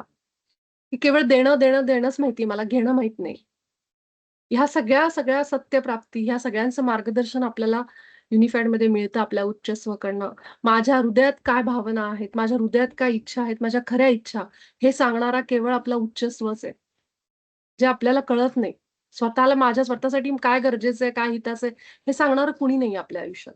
पण तो केवळ उच्चस्व आहे. ज्याला आपलं हित माहितीये, ज्याला माहिती की हिला काय पाहिजे, या माणसाला काय पाहिजे, हे त्याला माहितीये. म्हणून तो इच्छा व्यक्त करतो तशा आज्ञा. तुमच्या जीवनातील ज्या कोणत्याही कृती तुम्हाला एकत्वाच्या अधिक जवळ घेऊन जातात, त्या सगळ्यांचा विचार ह्या शांत साधनेमध्ये करता येतो. एकत्वाच्या म्हणजे काय? एकत्वाच्या म्हणजे मी, ईश्वर एकरूप आहोत. ह्या कृतीकडं घेण्यासाठी की मी आता उदाहरण सांगते, माझ्या मनामध्ये अशी इच्छा प्रकट झाली, की मला हे मिळवायचंय.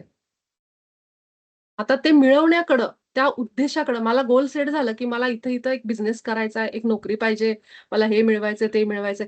आता ते माझं फायनल डेस्टिनेशन आहे सध्यापुरतं. आता तिकडं घेऊन जाण्यासाठी मला कुठली कृती करणे गरजेची आहे, हे मला नाही माहिती. मला कधी-कधी ते कन्फ्युजन येतं किंवा मी करत पण नाही, आळस करते, पुढे ढकलते. अशा अनेक गोष्टी आपण करतो. पण माझ्या उच्चस्वाला माहिती आहे, की हे केल्याने ह्या व्यक्तीला हे मिळेल, की जे त्याला आनंद पाहिजे, समाधान पाहिजे. त्या फायनल गोलमधून हे क हे कसं मिळेल या व्यक्तीला? हे हित जे आहे ना, ह्याची समज जी आहे ना, ती आपल्यापेक्षा जास्त आपल्या आत्म्याला उच्च स्वर आहे. जो आपलं संपूर्ण स्वरूप आहे. आपलाच भाग आहे. त्याला माहिती मग तो काय करतो, की एकत्वाच्या अधिक जवळ आता ते जेव्हा मी अनुभव करेन, आज बसून मी ठरवलं, मी या गोष्टी करेन आणि ज्यावेळेस मला त्या गोष्टी मिळतील माझ्या आयुष्यामध्ये, तेव्हा मला काय आनंद असेल आणि तेव्हा मला कशावर विश्वास बसेल, की मी जे पाहिजे ते मिळवू शकते. माझ्या विचारांनी. मीच ईश्वराच्या रूपात बनली आहे. ईश्वराचे सगळे गुण माझे आहेत. त्याचे विचार माझे आहेत. माझ्यात ती शक्ती आहे. यावर माझा विश्वास बसेल. म्हणजेच काय झालं, मी अजून एकरूप झाले. एकत्व अनुभव करतीये मी, की तो आणि मी वेगळे नाही आहोत. ईश्वर आणि मी दोघं मिळून हे निर्माण करतोय. आम्ही दोघं मिळून निर्माण करतोय, की तो मला सांगतोय, "तू हे असं कर" आणि मी त्याप्रमाणे माझ्या विचारांना बदललं, त्याप्रमाणे कृती करती. आम्ही दोघं मिळून माझं जग निर्माण करतोय. म्हणजे आम्ही दोघं एकच आहोत. ह्यामुळं असं म्हणलंय, की तुमच्या जीवनातील ज्या कोणत्याही कृती तुम्हाला एकत्वाच्या अधिक जवळ म्हणजे मी अजून विश्वास ठेवते, की माझा उच्चस्व माझ्या हितासाठी सदैव तत्पर आहे या गोष्टीवर आणि ईश्वर साठीच काम करतोय. माझ्याच आतमध्ये आहे आणि तो माझ्यातनंच हे अनुभव घेतोय. ह्या गोष्टींवर माझा अजून विश्वास बसतो. मी अजून जवळ जाते. एकीकृत होते. अजून युनिफाय मला बघा ना, आताच थोड्या-थोड्या दिवसानंतर आपल्या सगळ्यांमध्ये किती पॉझिटिव्ह चेंजेस येतात. आपला आत्मविश्वास वाढला, आपला विश्वास वाढला, आपल्याला प्रेम जाणवतंय प्रत्येक व्यक्तीबद्दल. ज्या गोष्टी आधी त्रासदायक वाटायच्या, त्या सगळ्या गोष्टींमध्ये आता आपल्याला काहीतरी दृष्टिकोन बदललेला जाणवतोय. म्हणजे अजून आपण आपल्या आपल्या ईश्वरी तत्वाच्या अजून जवळ चाललोय. आपल्या स्वरूपाच्या. त्या सगळ्यांचा विचार ह्या शांत साधनेच्या काळात करता येतो. हे तुम्हाला अनुभव करायचंय सगळं. जेव्हा आपण बसतो शांत, की मला आधी कसं वाटायचं, आता कसं वाटतंय. हे सगळ्याच आपण फील करतो या गोष्टी. म्हणून असं म्हटलं गेलं, की जेव्हा तुम्ही एखादा प्रश्न विचारता, तेव्हा आधी स्वतःला विचारा. म्हणजे आपण उच्चस्व म्हणजे कोण? मीच आहे ना. उच्चस्व मीच आहे. दुसरा कोणी नाहीये उच्चस्व. तर मी स्वतःलाच विचारते, की हा प्रश्न विचारणं माझ्या सर्वोत्तम आणि सर्वोच्च हिताचं आहे का? जे आपण बघितलं मागच्या आठवड्यामध्ये. आपण उच्चस्वाला विचारतो, की "हे उच्चस्व मला हे विचारायचंय तुला, हे योग्य हिताचं आहे का नाहीये का? हे तू मला सांग." कधी-कधी जसं मध्ये आसावरीताई म्हणत होत्या, की त्यांना हे प्रश्न विचारायचं पण राहून गेलं. आपोआपच त्यांनी तो प्रश्न विचारला. कारण उच्चस्व कोणी वेगळा नाही आपल्याच आतमध्ये बसलेला आहे. त्यामुळे असं पण होऊ शकतं, की आपण हे न विचारता डायरेक्ट प्रश्न विचारून मोकळे होतो. तर त्यामुळं केवळ डोळे मिटून एकदा विचारा, की मी हे प्रश्न विचारणं योग्य आहे का? जे प्रश्न विचारणं हितकारक किंवा शहाणपणाचं नाही, त्यांचा कधीही पाठपुरावा करू नका. अशा प्रश्नांची उत्तरं विश्वसनीय असतीलच असं नाही. म्हणजे जर मी विचारलं, की कुठली नोकरी सर्वोत्तम आहे? कुठला मार्ग सर्वोत्तम आहे? कुठला बिझनेस सर्वोत्तम आहे? हा प्रश्न हितकारक आणि शहाणपणाचा नाहीये. कारण असं काहीच नाहीये, की जिथं आपल्यासाठी योग्य नाहीये, बेस्ट नाहीये. सगळे मार्ग खुलेत आपल्यासाठी. हे लक्षात घ्या. हे खूप बऱ्याच जणांना कन्फ्युजन इथंच होतं, की माझ्यासाठी बेस्ट काय आहे? म्हणजे मी काय म्हणू शकतो, कुठली नोकरी माझ्यासाठी बेस्ट असेल, ह्याचं उत्तर नाही मिळू शकत आपल्याला. कारण अशी कुठलीच नोकरी नाहीये, ज्याच्यामध्ये आपण चांगलं करणार नाहीत किंवा असं कुठलंच काम नाहीये. हां, हे माझ्या हिताचं आहे का? हे मी या पद्धतीने विचारू शकते. हे करणं माझ्या हिताचं आहे का? कारण आपल्याला लिमिट नाही. कारण मूळ आपलं इथं सत्य समजून घ्या. मूलभूत सत्य ज्याच्यावर आपण युनिफाईड शिकतोय. सत्य काय? की मी ईश्वराच्या प्रतिमेत आहे. मग ईश्वराच्या प्रतिमेत असलेल्याला, ईश्वराला काही अशक्य आहे का? हेच जर मी असं विचारलं ना, की माझ्यासाठी हे बेस्ट आहे का? ह्याचा अर्थ काय झाला? मी सत्यच विसरले. मी सत्यच विसरले. बेसलाईनच विसरले माझी, की मी ईश्वराच्या प्रतिमेत आहे हे विसरले मी. म्हणून मी विचारायला लागले, की माझ्यासाठी हे बेस्ट आहे का? तुझ्यासाठी सगळंच बेस्ट आहे. कारण तू ईश्वराच्या प्रतिमेत आहे आणि ईश्वराला काहीच अशक्य नाहीये. अशक्य हा शब्दच नाहीये डिक्शनरीमध्ये. म्हणून असं आपण विचारायचं नाही. की मग त्यावेळेस जेव्हा मी विचारेन असं बेस्ट आहे का? आणि त्यावेळेस मग संकेत नीट येतील किंवा येणार पण नाही. म्हणून असं म्हणले, की त्यांचा पाठपुरावा कधीही करू नका, कारण तुम्हाला उत्तर योग्य मिळणार नाही. कारण ते लिमिटेशन झालं तुमच्या अस्तित्वावर, तुमच्या ईश्वरी तत्वावर. त्यामुळे असे प्रश्न विचारा, की हे हिताचं आहे का करणं? किंवा मी कुठली कृती केली पाहिजे? आता माहीत पण असतं, की ही कृती करणं गरजेचं अगदी ऑब्व्हियस असतं. म्हणजे आपण म्हणतो ना कॉमन सेन्स. ते पण माहीत असतं, पण उगाच आपण विचारायला गेलो. तर मला पूर्ण खात्री, की मी हे करणं गरजेचं आहे. आतून इंट्युशन स्ट्राँगली मला जाणवतात माझ्या अनुभवावरनं किंवा काही जे आपण शहाणपण म्हणतो, ज्ञान म्हणतो त्याच्यावरनं. पण तरीही आपण विचारायची काही गरज नाहीये त्याला त्यावेळी. कारण ते तुम्ही त्यावेळेस करणं हे तुमच्या आतून येणाऱ्या आवाजाला ऐकूनच करत असता तुम्ही ते. म्हणून असं म्हणलंय, की काही प्रश्न विचारणं किंवा शहाणपणाचे नाही, उगाचच त्याच्यात तुम्ही विचारू नका. ते तुमच्या अनुभवाने करा ती कृती. हां, हा साक्षीताई इथून माझा प्लीज. आपल्या उच्च आत्म्याशी होणाऱ्या प्रत्येक संवादात हे सदैव लक्षात ठेवा, की पृथ्वीवरील प्रत्येक कृती करण्यासाठी तुमच्या समोर अनेक पर्याय उपलब्ध असतात. त्यापैकी अनेक पर्याय तुमच्या सर्वोच्च हिताचे आणि सर्वोच्च कल्याणाचेच असतात. त्यामुळे एखादी कृती करणेच योग्य आहे, असा संदेश तुम्हाला प्राप्त झाला म्हणून इतर सर्व पर्याय अयोग्य ठरतात असे समजू नका. त्याप्रमाणेच त्याच्या विरुद्ध वाटणारी एखादी कृतीही तितकीच योग्य असू शकते. इतकेच नव्हे तर काही वेळा कोणतीही कृती न करणे हेही सर्वोत्तम शहाणपणाचे लक्षण ठरू शकते. म्हणून प्रत्येक पर्यायाविषयी आपल्या उच्च आत्म्याचे मार्गदर्शन घ्या आणि शेवटी तुमच्या समोर अनेक योग्य पर्याय उभे राहिले तर त्याचे आश्चर्य वाटून घेऊ नका. करेक्ट. म्हणजे आता आपण जे बोललो तेच पुन्हा या पॅराग्राफमध्ये सांगितलंय. कारण तसं बघायला गेलं तर हे पुढचा पॅराग्राफ माझ्या लक्षात नव्हता. पण आधीच्या बाबाजींच्या ज्ञानावरनं हे सिंपल आहे. हे बाबाजी म्हणजे जे आपल्याला सांगितलं गेलंय, की तुम्ही ईश्वराच्या प्रतिमेत आहात. ह्या एका लाईनवरूनच आपल्याला खूप गोष्टी कळतात, की आता इथं जे सांगितलंय, की प्रत्येक आपल्या उच्च आत्म्याशी होणाऱ्या प्रत्येक संवादामध्ये हे कायम लक्षात ठेवा, की पृथ्वीवरील प्रत्येक कृती करण्यासाठी तुमच्यासमोर अनेक पर्याय उपलब्ध आहेत. त्या गाव एकच आहे. त्या गावाला जाणारे मार्ग अनेक आहेत. रस्ते खूप आहेत. तुम्ही कशाही कुठल्याही मार्गाने जाऊ शकता. तुम्ही वाटेने जाऊ शकता. तुम्ही रानातून जाऊ शकता, जंगलातून जाऊ शकता, हायवेनी जाऊ शकता, नदीतून जाऊ शकता. असे अनेक मार्ग आहेत. त्यामुळे पर्याय आहेत हां, लक्षात ठेवा. ते ऑप्शन्स आहेत तुमच्याकडे. म्हणून नाही सांगता येणार, की कुठलं बेस्ट आहे माझ्यासाठी. असं म्हणजे की जेव्हा मी विचारते, की बाबा हे कसं आहे? ह्याच्यापेक्षा म्हणजे जसं आता इथं म्हणलं, की अनेक पर्याय तुमच्या सर्वोच्च हिताचे आणि सर्वोच्च कल्याणाचेच असतात. म्हणजे जास्ती करून जे आहेत, मॅक्सिमम जे आहेत पर्याय, ऑप्शन्स तुम्हाला तिथं पोहोचायचंय ना, मग ते पर्याय तुम्हाला जे दिले जातात, जे आतून होतात, ते बहुतेक करून सगळे तुमच्या कल्याणाचेच असतात. त्यामुळे एखादी कृती करणेच योग्य आहे, असा संदेश तुम्हाला प्राप्त झाला, म्हणून इतर सर्व पर्याय अयोग्य ठरतात. म्हणजे आपण जो बघितला ना धडा, की योग्य कृती प्राप्त करणे. तो तुम्हाला उच्च सांगतो, की ठीक आहे, तुला हे करायचंय ना, मग तू ह्या मार्गाने जा. तू नदीनी जा, नदीतून जा. हे सांगतो तो. मग ह्याचा अर्थ असा नाही, की नदीतून जायचं म्हणजे हायवेनी गेलं तर चूक झाली असती किंवा तो चुकीचा आहे. असं नाहीये. म्हणून असं म्हणलं, की जर तुम्हाला एखादी कृती करणं योग्य आहे, असा संदेश तुम्हाला प्राप्त झाला, तर इतर सर्व पर्याय अयोग्य ठरतात असे समजू नका. कुठे काही वेळ लागेल, कुठे थोडं उशिरा जाऊ, कुठे काही अजून होईल. पण आपण त्याच गावाला जाणार आहे. तो जे कार्य करायचं आपल्याला ते मिळणार आपल्याला. फक्त त्याच्यासाठी जो पर्याय जो असतो तो आपण वेगवेगळे निवडू शकतो. म्हणून त्याचप्रमाणे त्याच्या विरुद्ध वाटणारी एखादी कृतीही तितकीच योग्य असू शकते. इतकेच नव्हे तर काही वेळा कोणतीही कृती न करणं पण योग्य असतं. मला असं वाटतं, की ह्या मार्गाने गेलं तर बरं होईल. म्हणजे हे पर्याय निवडला तर बरं होईल. पण कधीतरी असं होऊ शकते, की त्याच्या अपोझिट केलं तरी सुद्धा आपल्याला असं वाटतं, की "अरे, हे कसं काय झालं?" आपण ते न निवडता हे निवडलं किंवा काहीच न करणं सुद्धा.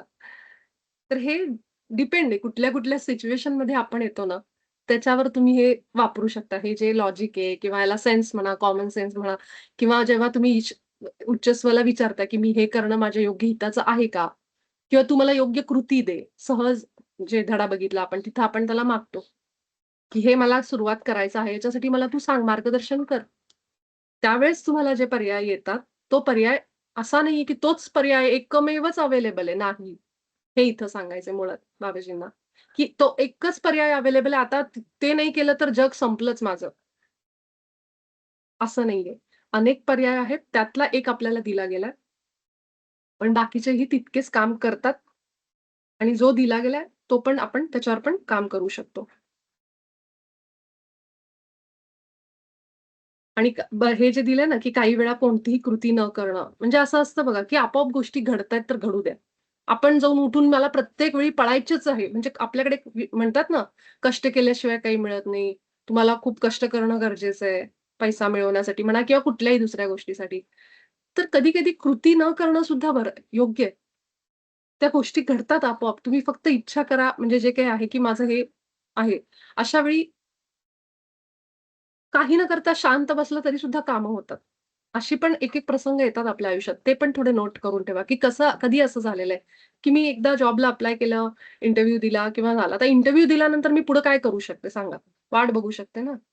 तर त्या इंटरव्ह्यू घेणाऱ्या माणसाच्या घरी जाऊन दिवस-रात्र मला हेलपाटे घाला, की करा, करा माझं म्हणून. असं नाही म्हणू शकत आपण. एकदा इंटरव्ह्यू दिला, माझ्याकडनं काम झालं, आता मी शांत बसते. मग मी वाट बघत बसते. मग त्यावेळी तो जो प्रसंग आहे ना, तिथं आपण पुढं काही करत नाहीत ना. असंच आहे, की त्यावेळेस नंतर तुम्ही काही न करणं पण शांत आहे. चांगलं आहे. त्याच्यानंतर तुम्हाला काही करायची गरज नाही. अगदी त्या उदाहरणाप्रमाणे इतरही गोष्टींमध्ये, प्रसंगांमध्ये आपण काही नाही केलं तरी सुद्धा योग्य आहे. म्हणून प्रत्येक पर्यायाविषयी आपल्या उच्च आत्म्याचे मार्गदर्शन घ्या आणि शेवटी तुमच्यासमोर अनेक पर्याय उभे राहिले तर आश्चर्य वाटून घेऊ नका. तर तुम्हाला असं वाटलं, की माझ्याजवळ हा पर्याय आहे. हा मार्ग मी निवडलाय. ऑलरेडी आहे माझ्याकडे हा. तर मग मी विचारते, की माझ्यासाठी हा योग्य आहे का? हितकारी आहे का? सर्वोच्च हित आहे का माझं याच्यामध्ये? हे मी त्याला विचारू शकते. पण कुठला बेस्ट पर्याय आहे असं नाही विचारू शकत. मी त्याला हे विचारेन, की माझ्याकडे हा पर्याय आहे. मी हे करू का? हे माझ्या हिताचं आहे का? हे मी माझ्या उच्चस्वला विचारेन किंवा डायरेक्ट विचारेन, की ही कृती मला करायची, तू मला पर्याय सांग. मग एखादा पर्याय तुमच्याजवळ येईल. याप्रमाणे. इथून माझं साक्षीताई. ईश्वराने तुम्हाला स्वतंत्र इच्छाशक्ती दिली आहे. तिचा जागरूकपणे उपयोग करणे ही तुमचीच जबाबदारी आहे. या तंत्राचा उपयोग करून सर्व निर्णय टाळण्याची परवानगी तुम्हाला मिळणार नाही. तसे होणार नाही. या संवादाचा उद्देश केवळ एवढाच आहे, की तुमची प्रत्येक कृती तुम्हाला अधिकाधिक एकात्मतेकडे, आत्मऐक्याकडे नेईल आणि परमात्म्याशी विलीन होण्याच्या दिशेने एक पाऊल असेल. हाच या दिव्य संवादाचा एकमेव हेतू आहे. म्हणजे आपल्याला सगळ्यांना स्वतंत्र इच्छाशक्ती दिली, फ्री विल दिली. तिचा जागरूकतेने वापर करणं ही आपली जबाबदारी आहे. की मला फ्री विल दिली मला अनेक पर्याय आहेत. त्यातला मी कुठला पर्याय निवडायचा माझा चॉईस आहे ना. मी त्या पर्यायाने सुद्धा माझ्या गावापर्यंत पोहोचू शकते हे मला माहिती आहे. मग त्याप्रमाणे मी अ, माझ्या फ्री विलचा वापर करू शकते. फ्री विल म्हणजे थोडक्यात सांगते तुम्हाला. मी मॅनिफेस्टेशनचं इच्छाशक्तीचं सूत्र वापरलं इच्छापूर्तीचं. ती झाली माझी इच्छा, स्वतंत्र इच्छाशक्ती, की मला हे मिळवायचं आहे. मी ऑलरेडी सूत्र तयार केलंय, की ईश्वर आणि मी दावा करतो, स्वीकार करतो, हे माझं झालेलं आहे. हे काय झालं? स्वतंत्र इच्छाशक्ती. म्हणजे मी ऑलरेडी ज्या गावाला मला पोहोचायचं तो मार्ग, ते जे डेस्टिनेशन आहे, ते गाव जे आहे ते मी निवडलंय, की हे मला मिळवायचंय. आता मी तिथं पोहोचण्यासाठी काय करायचंय कृती, हे जो प्रवास आहे ना माझा त्या गावापर्यंतचा, तो प्रवास फक्त मी माझ्या पद्धतीने ठरवते. माझ्या उच्च आत्म्याचं मार्गदर्शन घेते, त्या पर्यायाने जाते. पण स्वतंत्र इच्छाशक्ती कुठे आली इथं? एकतर ते गाव निवडण्यामध्ये म्हणजे मला हे मिळवायचं आहे. हे मी ठरवते ज्यावेळी, की मला हे पाहिजे. माझी इच्छा प्रकट झाली आतनं. मग मला आता त्या दृष्टीने मला मार्गदर्शन मिळतं आणि मग कसं मी ते पर्याय निवडते, कसे तिथं अनुभव घेते आणि प्रत्येक मार्गावर मला दुःख आलं, मला काही संकट आली, तरी सुद्धा मी प्रेम प्रकाशात राहते का नाही, हा सुद्धा स्वतंत्र इच्छाशक्तीचा मार्ग आहे, पर्याय आहे. असे होऊ शकतं, की माझे पाय डळमळू शकतात, माझा पाय घसरू शकतो, मी चुकीच्या ह्याच्यावर जाऊ शकते. मी कुठेतरी अ, म्हणतो ना, की बिझनेस करतीये, कुठेतरी सुरुवात केली, पण द्वेष आहे, तिरस्कार आहे माझ्या पार्टनरबद्दल, म्हणजे कॉम्पिटिटरबद्दल किंवा अशा अशा भावनांमध्ये मी जाऊन काहीतरी चुकीचं इल्लीगल करायला गेले. तिथं माझी जागरूकता येते. ही इच्छाशक्ती तुम्हाला दिलेली आहे. पण तिचा जागरूकपणे वापर मी तिथं, की मी किती प्रकाशाच्याच मार्गाला निवडून, प्रेमाला निवडून, प्रकाशाला निवडून, ईश्वराच्या गुणांना निवडून मी राहते की नाही? का मला गावाला जायचंय म्हणून मी कुठलाही मार्ग पकडते आणि ईश्वराच्या गुणांमध्ये नाहीये, ईश्वराच्या विचारांमध्ये नाहीये. मग त्याची निर्मिती पण तशीच असणार. म्हणून इथं म्हणलं, की इच्छाशक्ती तुम्हाला दिलीये. तुम्ही जरूर मी म्हटलं ना सुरुवातच आपण काय केली आहे सत्राची, की मी राक्षस होऊ शकते. मला अडवणारं कुणी नाहीये. म्हणतो ना आपण everything is fair in love and war. प्रेम आणि युद्धामध्ये सगळं फेअर आहे आपण एक वाक्य ऐकतो. तसंच आहे, की अगदी मी त्या गावाला जाण्यासाठी मी चुकीच्या इल्लीगली पण जाऊ शकते. माझ्याकडे व्हिसा नाही. मी तरी पण त्या कंट्रीमध्ये पळून जाऊ शकते. तोही मार्ग माझ्याकडं. तिथं अडवणारं कुणी नाही. पण ती स्वतंत्र इच्छाशक्ती, की मी कसं निवडलं? मी इल्लीगली गेले. मग त्याचे परिणाम पण मला भोगावे लागतील पुढे जाऊन. तसंच आहे, की मी बिझनेस सुरू केला, मी नोकरीमध्ये करते. मी तिथं काहीतरी चुकीच्या पद्धतीने जी ईश्वराची इच्छा गुण नाहीयेत, विचार नाहीयेत, तो मार्ग निवडला. मग मला त्याचे परिणाम पण तसेच भोगावे लागतील. कारण निर्मितीच तशी झाली, फसवणुकीनेच झाली, द्वेषाने झाली, तिरस्काराने झाली. कुणाला तरी त्रास देण्यासाठी झाली. असे कुठलेही तुमचे आपले विचार असतील. त्यानुसार मी माझी निर्मिती केली. ते साहजिक आहे. त्याचे परिणाम मला भोगावेच लागणार आहेत. म्हणून असं म्हणलंय, की इच्छाशक्ती तुम्हाला दिली आहे. तुम्हाला पर्याय आहेत, भरपूर पर्याय आहेत. पण ते जागरूकपणे त्याचा वापर करा. ती इच्छाशक्ती आहे म्हणून ईश्वराच्या विचारांना आणि गुणांना सोडून दुसऱ्या ट्रॅकवर जाऊ नका. हे मुळात सांगितलं गेलं, की म्हणजे तुम्हाला ईश्वराच्या विचारांना आणि गुणांना धरून तुम्ही जर गेलात, त्याची निर्मिती पण तशीच आहे. म्हणजे धर्माला धरून. धर्म म्हणजे हिंदू-मुस्लिम नाही. धर्म म्हणजे जे काही माझ्यासाठी योग्य आहे. जे मी केलं पाहिजे. तो धर्म असा अर्थ घेऊ आपण. म्हणून असं म्हणलं, की तिची जागरूकपणे वापर करा. ती तुमची जबाबदारी आहे. या तंत्राचा उपयोग करून सगळे निर्णय टाळण्याची परवानगी तुम्हाला मिळणार नाही. तसं होणार नाही. ह्याचा अर्थ काय आहे, की आता हे सगळे टेक्निक्स दिलेले आहेत आपल्याला. पण असं होऊ शकत नाही, की आता अं, काहीतरी अनुभव घ्यायचाच आहे आपल्याला. आपल्या आपल्याबरोबर तो प्लॅन म्हणजे आपलं काय म्हणू शकतो आपण अ, की आता मला निर्णय आता कसं होतं बघा, हे थोडक्यात सांगायचं तर कॅल्क्युलेटर वापरतो ना आपण. तर कुठली बेरीज वजाबाकी करताना सतत कॅल्क्युलेटरचा वापर, सतत कॅल्क्युलेटरचा वापर. आता आकडेमोडच करता येत नाही मग पुन्हा. बेरजा कॅल्क्युलेशन जमत नाहीत तोंडी आपल्याला करणं. का? आपली डिपेंडन्सी कुठं झाली? कॅल्क्युलेटरवर झाली. तसं आपल्या कॉम्प्युटरच्या बाबतीत झालं. आता एआय आलंय. आपण काही असेल तर लगे एआयला विचारतो. कुठलं-सुटलं आपण एआयला विचारतो. ChatGPT हे ते सगळं वापरतो. काय झालंय त्याच्यामुळं? मोबाईलला सुद्धा आता WhatsAppला सुद्धा आपल्याला एआय दिलेलं आहे. हे एआय वापरण्यामुळं, अतिवापर केल्यामुळं, छोट्या-छोट्या गोष्टी सोडून द्या. पण तुम्ही जर सगळ्याच गोष्टींसाठी एआयचा आधार घेत असाल, निर्णय क्षमता जी आहे ना, ज्या डोक्याने आपण विचार करतोय, निर्णय घेतोय, त्याची डिपेंडन्सी कमी झाल्यामुळं काय होईल, की उद्या एआय बंद जर पडलं ना, तर आपलं डोकंही बंद पडेल, की आता मला काहीच सुचत नाही. कारण मला सतत एआयचा सहारा घ्यायची सवय लागली होती. म्हणजे निर्णय क्षमता तुम्हाला का दिलीये? मी निर्णय घ्यावेत म्हणून. पण जर आपण अति टेक्नॉलॉजीचा वापर करून माझ्या आयुष्यातले छोटे-छोटे निर्णय पण मी एआयला विचारत असेल. करतात असं, खूप लोकं करतात. म्हणजे उठल्यापासून रात्री झोपेपर्यंत लोकं एआयला विचारतात सगळं आर्टिफिशियल इंटेलिजन्सला, की हे सांगा, हे काय करू, ते काय करू, इतकं. त्यापेक्षा डोळे मिटून आपण हृदयात जर गेलो आणि आपलं इंट्युशन पॉवर, आपली जी ईश्वराने दिलेली शक्ती आहे, जे आपल्याला त्याचे विचार, त्याचे गुण आणि जे आपल्याला आपलं हृदय दिलेलं आहे, त्याचा वापर करून आपण निर्णय घ्यायला पाहिजेत. आपण प्रत्येक वेळेस एआयला नाही विचारू शकत. म्हणून असं म्हणले, की जरी आपल्याला हे पण तंत्र दिलेले असले सगळे, तरी सुद्धा तुम्ही उच्च स्वला सारखं विचारायचं. म्हणजे याच्या पेक्षा तुम्ही जे आत्तापर्यंत अनुभव घेतलेले आहे, जे शहाणपण, जी विस्डम आपल्याकडे आहे, जे ज्ञान आहे आपल्याकडं, आपल्या अनुभवातनं आलेलं, त्याचा सुद्धा तुम्ही वापर करा. त्यातनं तुम्ही निर्णय घ्या. कारण त्या निर्णयामध्ये ईश्वराचे गुण आणि विचार असणार आहेत.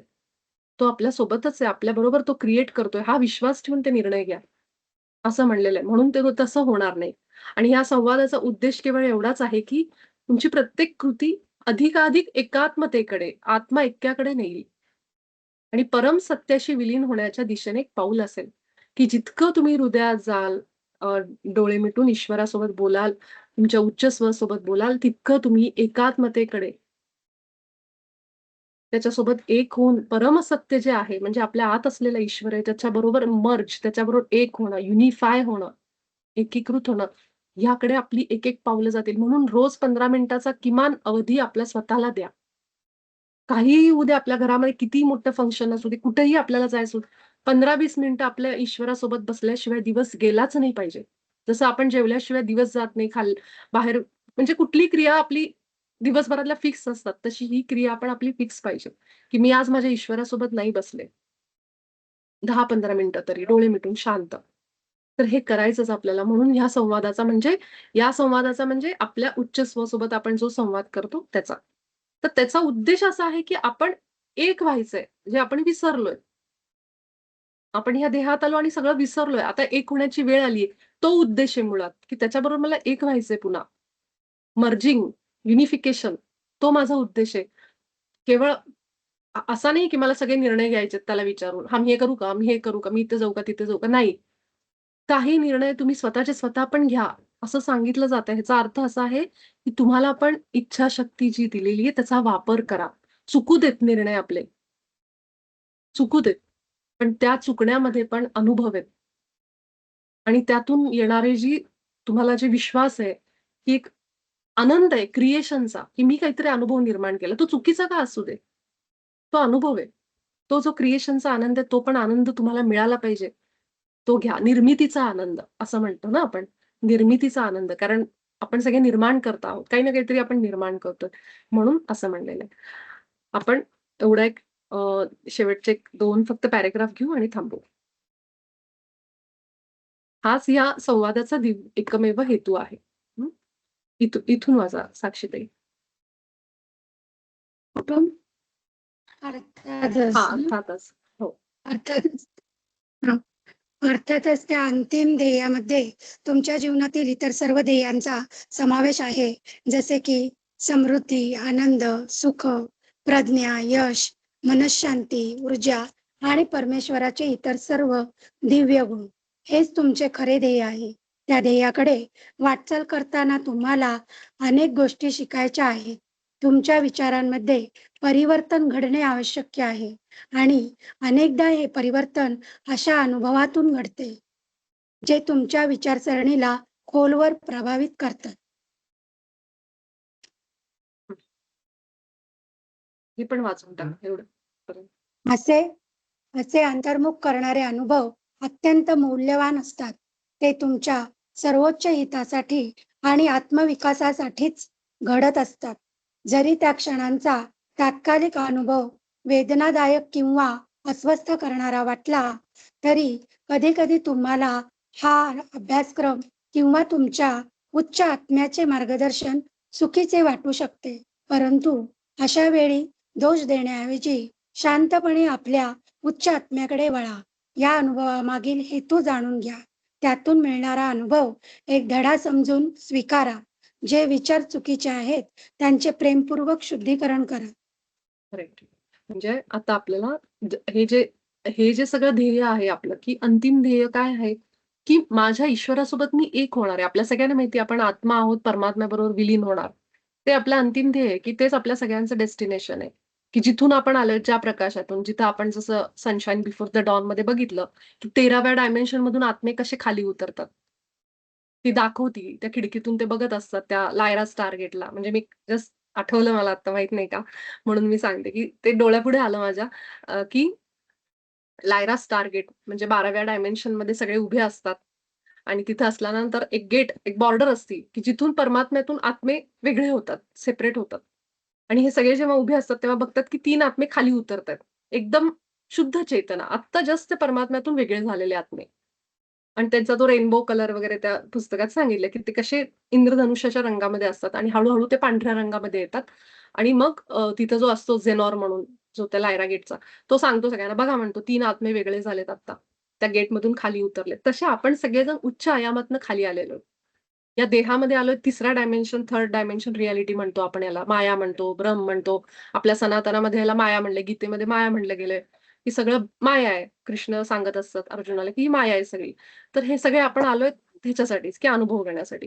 मग आपल्याला परत कुठे जायचं? तिथंच जायचंय जिथून आलोय, ज्या प्रकाशातनं आलोय. आणि अगदी पुस्तकाप्रमाणे जर सनशाईन प्रमाणे बघितलं तर सगळे अनुभव सगळ्या योनीतनं फिरले, आपण म्हणतो 84 लाख योनी वगैरे वगैरे. तर हे सगळं झाल्यानंतर जेव्हा पुन्हा आत्मा जातो सगळी कामं करून, की आता मला भरपूर झाले अनुभव घेऊन, तेव्हा तो परमात्म्यामध्ये विलीन होतो. हे आपल्याला माहितीये. हे तर ध्येय आहेच आहे. पण इतरही ध्येयांचा समावेश आहे. आता मी ते करेन तेव्हा होईल माझ्या आत्म्याचा प्रवास वगैरे.